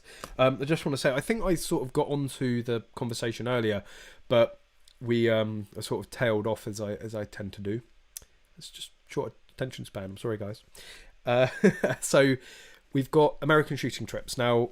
Obviously, 2020 was a complete write-off. We were meant to be going out in April. That got cancelled. We were meant to be going out in October. That got cancelled. We were then meant to be going out in April this year. That has been postponed again. But David is saying if he has to charter his own bloody plane, we will be going out in October. That's a promise, David, by the way. You know, so, you know, Air American shooting trips, free gun for all passengers. Maybe. So American shooting trips will be running a mammoth trip to Kentucky in October of this year. And the way things are looking in terms of the vaccines, in terms of COVID, it does look very, very hopeful that those will be going ahead. So we have already started making plans. We're going to be booking our house very soon out there. There's loads of local Airbnbs. David, you need to send me that link, please, unless you already have. Then we're going to be booking flights and stuff like that. So what the news was today from David is that he's got entry. So I think there's only 6 places left for the October trip. So if you do want to go, I believe the deposit is something like £250 to secure your seat. Then it's an extra £750 you're then going to have to spend. That's for the shooting package. Then, of course, book your flights. Flights are about £450 at the moment. Really not expensive. That's to Chicago, then drive down. Housing, really not expensive as well through Airbnb in that area. And a car, you can rent a car in the States for as little as like $200 for the week.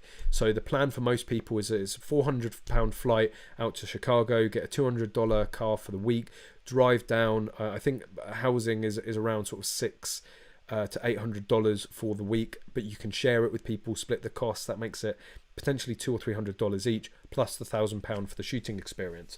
So that's what we're planning. We're doing in the process. But David said that anybody that goes on the American shooting trips October trip will also be joining the what is it? It's not the national. Is it the national? Did he say national? I think it's a state. 1 minute. I'm gonna get this right. David's gonna be screaming at me right now.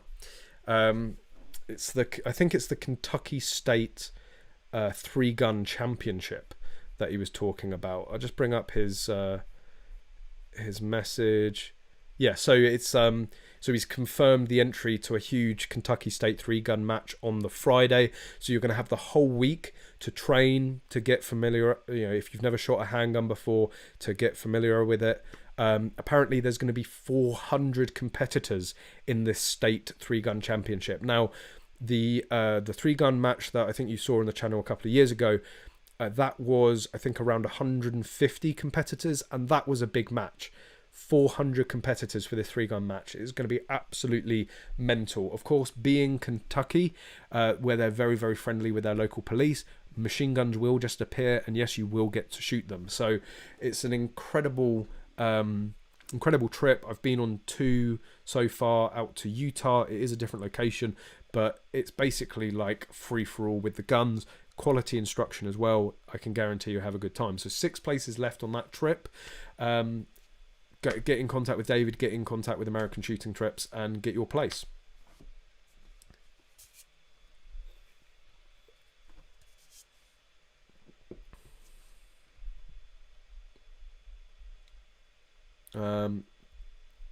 What we talking? Can a 5.5 pellet go through a human skull? Google won't answer. It's probably a reason Google won't answer that. No matter what ammunition, no matter guns, no matter what gun, don't point it at your skull. Like, that's sort of 101 of gun ownership. Just point it away from yourself. Be safe with it. And I would have to ask. I'm guessing my mum and dad want me to point. Don't know what you're talking about. But we're not.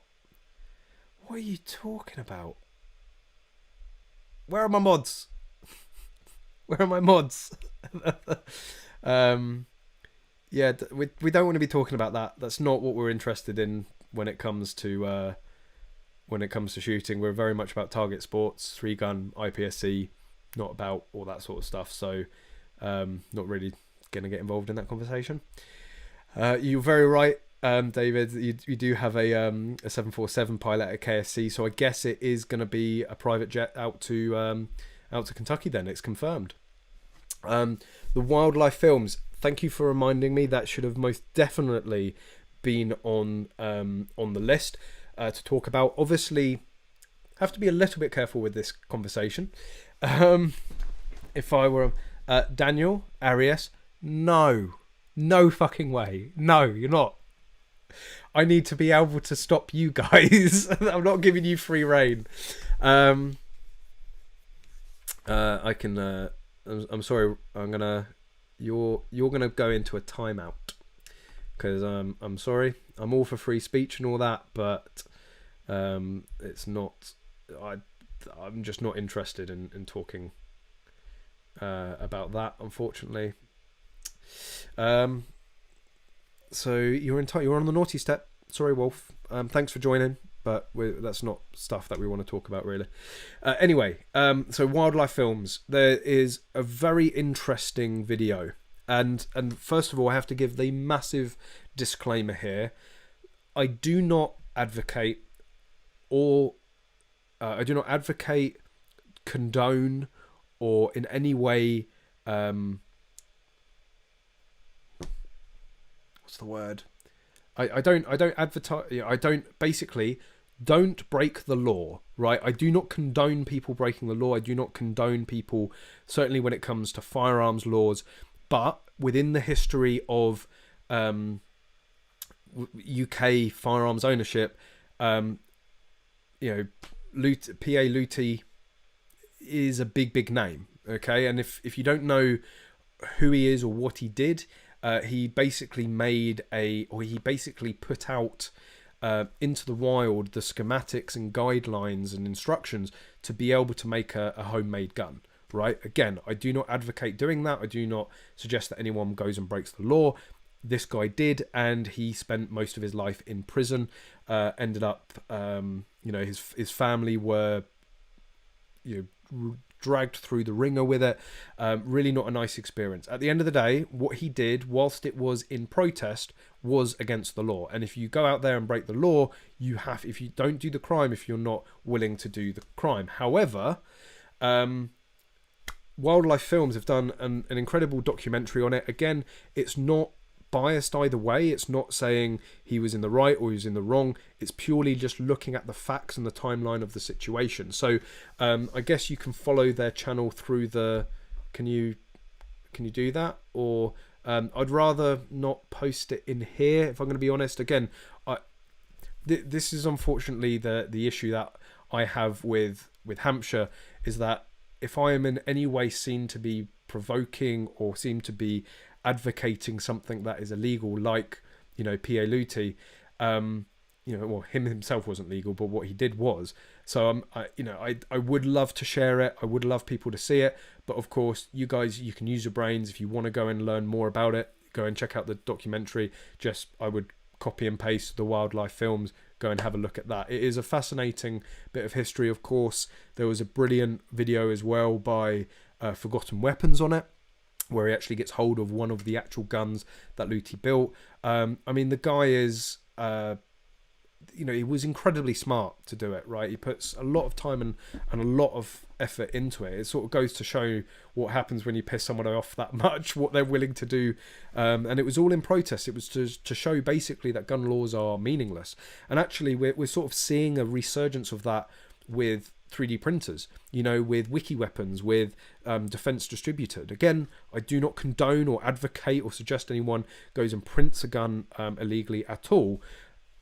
But people are doing it, not necessarily here in the UK, but certainly in America. If you go and look on Reddit, I think it's on Our Firearms, like every single day, there's somebody showing like a 3D printed Glock lower, a 3D printed AR-15 lower. There's also a new like PA Luti 3D printed machine gun. Now, in the States, it's legal for them to go and do it. So that's why they're posting pictures of it. I strongly recommend that you don't even go in down... Well, it's actually a criminal offence in the UK to have those files without being an RFD. So don't even get into downloading schematics. Don't get into downloading CAD files or STLs. And actually, I believe people have been actually prosecuted for downloading PA Luti's... guidance or basically instruction book for his gun. So, you know, it is a bit of history. It's a very interesting bit of history, but tread very lightly if you're a UK firearms owner.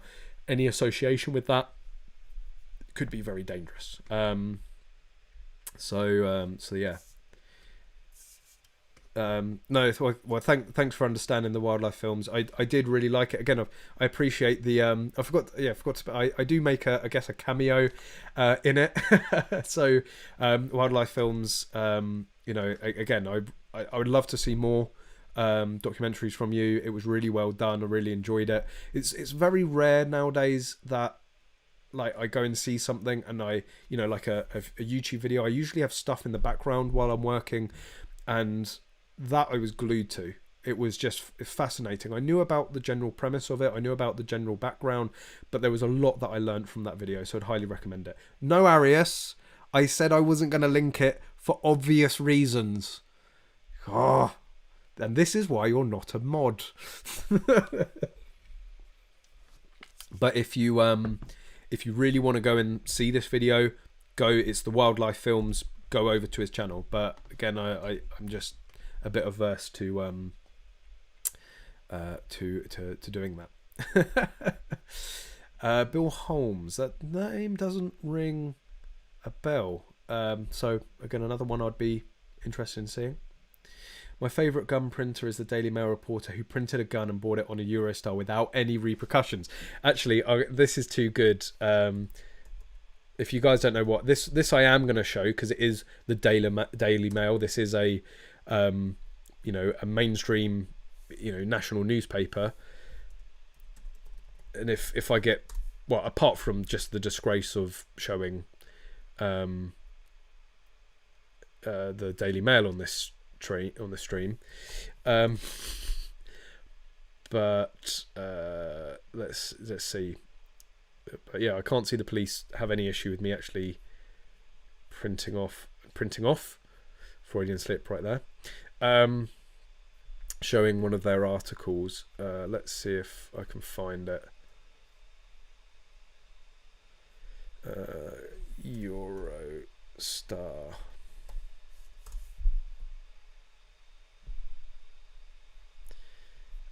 So yeah, so here's a bit of double standards for you, right? So let's get this up now. Oh, this website is cancer. Oh. So basically, what this guy did was a Section 5 firearm. I got very Gloucestershire then. Basically printed. This was a Section 5 firearms offence. What he did, and if this advert just goes and dies, so what they did is printed a fully functioning 3D printed gun here in the UK and took it through the Eurostar security to test out whether it actually posed a threat. Right? He received absolutely no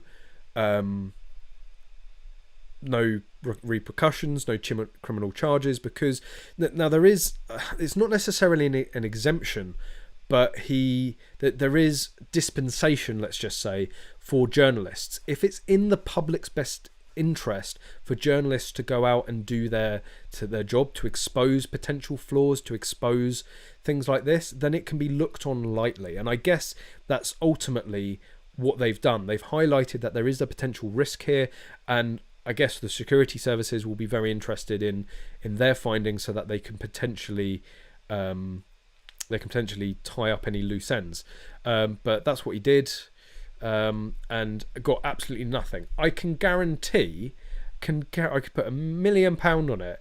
If I was to go and print off a gun and say, "Oh, I'm a journalist. I'm going to see if I get caught with this, and if people, if I can smuggle it into here, you won't see me for at least 10 years. I can guarantee it."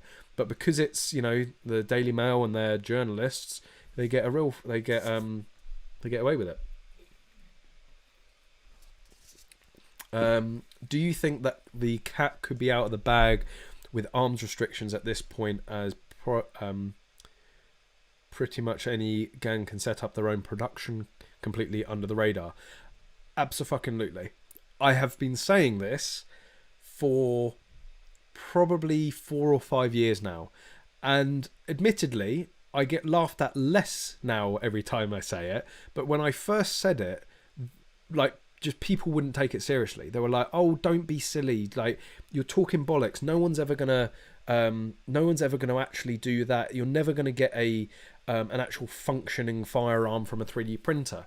That has been dispelled multiple times. People are 3D printing Glock lowers. People are 3D printing AR-15s. Now, granted, you still need a barrel and all that, but the gun we were just looking at was a fully 3D printed gun, apart from a metal firing pin, right? I really do think that 3D printers are going to completely dissolve the effectiveness of any gun control. As 3D printers get better, certainly as metal 3D printers become consumer grade, we're in for a very interesting time. Now, again, you still need the ammunition, but there are various ways that you can bypass that as well. And it's just every time the manufacturing process, the home manufacturing process becomes easier and easier, you're going to see more cases of these guns out there on the streets. You routinely see PA Looties designs from confiscated from criminal gangs, and that still actually takes a reasonable amount of sort of engineering and skill and time to be able to make. You certainly need a workshop, tools, the materials to do it. A 3D printed gun is a 3D printer. You can get 3D printers that would fit in one of these cubby holes, right?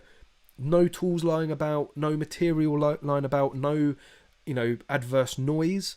So you get a little 3D printer that you can tuck away somewhere in a wall cavity, and you print the whole gun in one go. It's very unlikely you're ever going to be caught, and moreover, these guns are completely untraceable. They can be easily destroyed, they can be easily disposed of.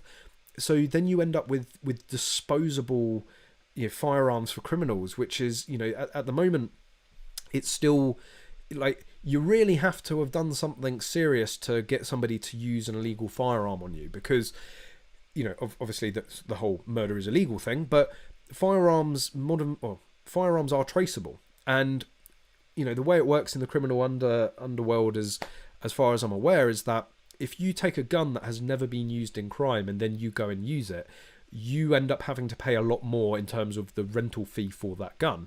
Or you end up using a gun that has been used in previous crimes, but if you're caught with that gun, you are then linked to those previous crimes, whether or not you're actually involved. So most criminals don't want to do that. But if they're using a gun that they know they're going to, let's say it's 500 quid for them to borrow a gun, but they use it and it's an extra £1,000, an extra £1,000 to do it. Again, you really have had to have fuck somebody off for them to go and spend 1,500 quid, let's say, to use that gun to kill you with. A 3D printed gun, that was nearly a very big Freudian slip. A 3D printed gun is going to cost pennies in plastic, right? So there's no actual cost. they can be printed in a day or so. So there's very little time. You don't have to actually put any skill into it. So are we going to see these sort of renter guns then become disposable? You know, £100. Here's a renter gun and a single round. If you want to shoot the guy, just throw the gun in the fire afterwards. So yeah, it seriously worries me, because again, I am a big supporter of our certification system in the UK. I do like the fact that you have to be fairly serious about shooting to be able to get into it, and there is some sort of vetting process. If you've had a criminal record, you won't get a certificate. If you've if you've not conducted yourself in the right way at your Home Office approved club, you won't get a certificate. And it does sort of weed out the idiots, the criminals, the people that I think everyone can agree should not have firearms. But then you start having 3D printed guns, that completely undoes that. There is absolutely no vetting, and I know criminals will always find a way.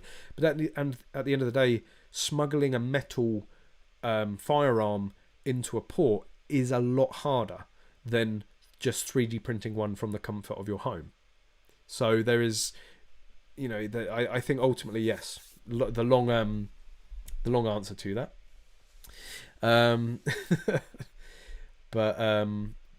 But yeah, I think it really will have a big effect on our gun laws and sort of firearms laws going forward. Yeah, 3D printed ammos again. So, but again, I genuinely do support our licensing. I don't want it undermined, and I genuinely don't want criminals and people that are absolutely off their face and mental getting hold of firearms. I honestly don't want it. And bearing in mind that I've obviously had the brunt of our licensing system, I still support it. It's but yeah, people like PA Luti, people like Defence Distributed, it's interesting. 3D printed guns, I really do think are going to be a big conversation point in years to come.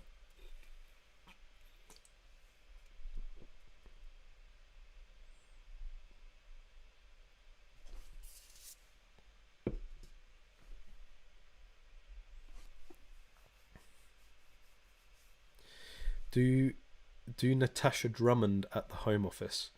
What do you mean, do Natasha Drummond at the Home Office? Is she pretty?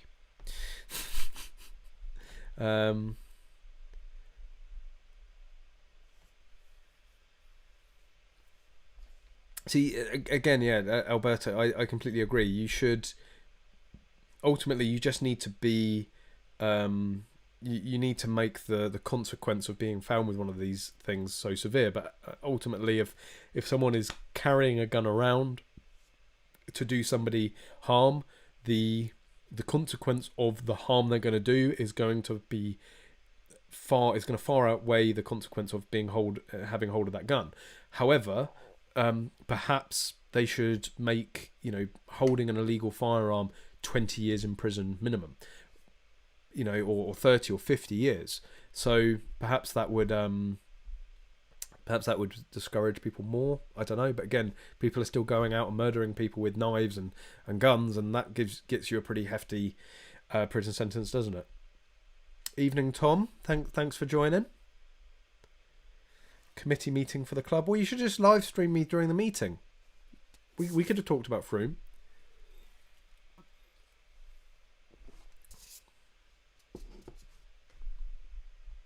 Oh, awesome! Thank you very much, Wildlife Films. I feel bad that I'm not sharing your video now, but no, I appreciate it. Good work. No, I got that. No, thank you very much. If someone is not safe enough to have a gun, that they don't deserve to be free. If you're released from jail and you're sure if your debt to society you should have your rights back. Yeah, I mean that's an interesting point. I mean, yeah, you got me thinking there.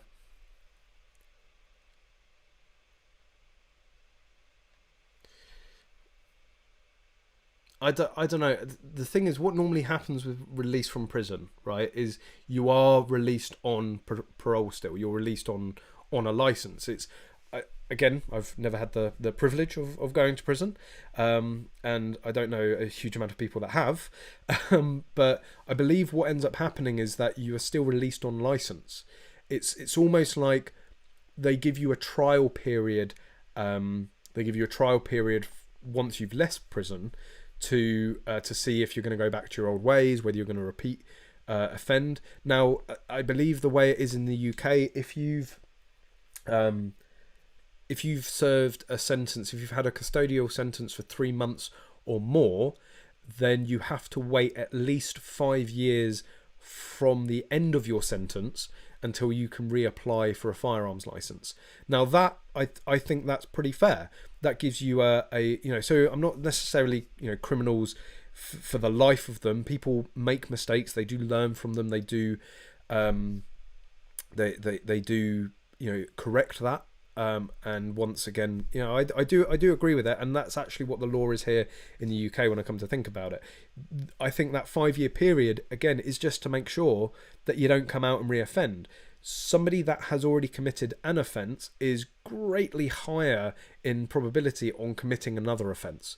So I think you just have to give somebody, whilst they've served their time, they've paid their debt in a way, I still think that you need a little bit of time to see if they go back to their old ways or whether they stay on the straight and narrow, and sort of change their ways. So yeah, that I have to say I agree with you. I don't think instantly. I really don't think straight out of prison you should just let anyone go and get a gun. And I also think it depends on what you've been put away for. If you've been put away for smuggling guns or supplying guns to criminals, then I think that should pretty much void you for life. That shows that you really cannot be trusted with guns. If you've been put away for financial fraud or maybe a bar fight or something like that, something maybe a little less severe, then yeah, it's done on a case by case basis ultimately.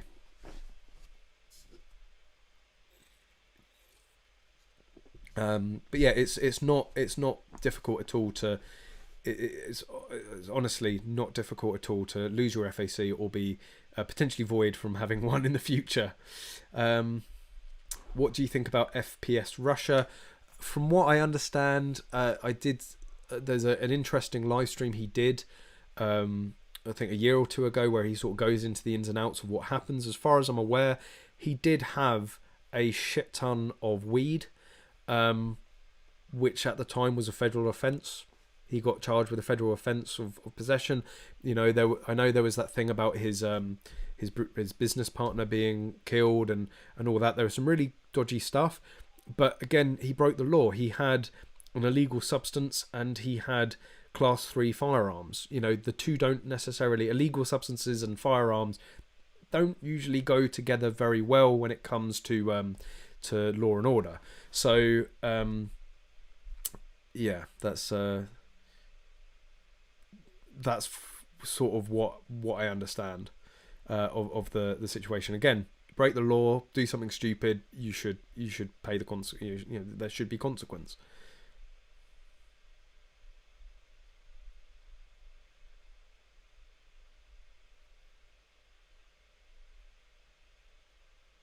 If you have completed your whole sentence, you are totally free. Again, I don't think. No, yeah, you are a free man unless you have been released on license, but perhaps your sentence is still to serve a probational period. I don't know. I just don't. I just don't feel necessarily at ease saying people that should have just come out of prison should then be allowed to own firearms legally. It just give them a little bit of time to prove themselves a little bit further. Prison life is very, very different to the world, the big bad world as it was. Where's Connors? He's because I'm doing these streams now from home because of COVID. I talked about this last week. Technically, because it's work, he should be able to come and do it, but we just don't want to take any chances, do any taking a risk. We haven't fallen out. We're still very much in love, but we're just waiting until the lockdown has ended. That things are a bit more normal, and then we can get him either here, or we might have another location to do it on the weekly basis. But yeah, before I say my goodbyes, I am going to wrap it up there. But before you all leave, make sure you hit the like button. It's been a good stream. Been interesting. I've covered all the points. But of course, in the meantime, if you need to get hold of me, you can get through.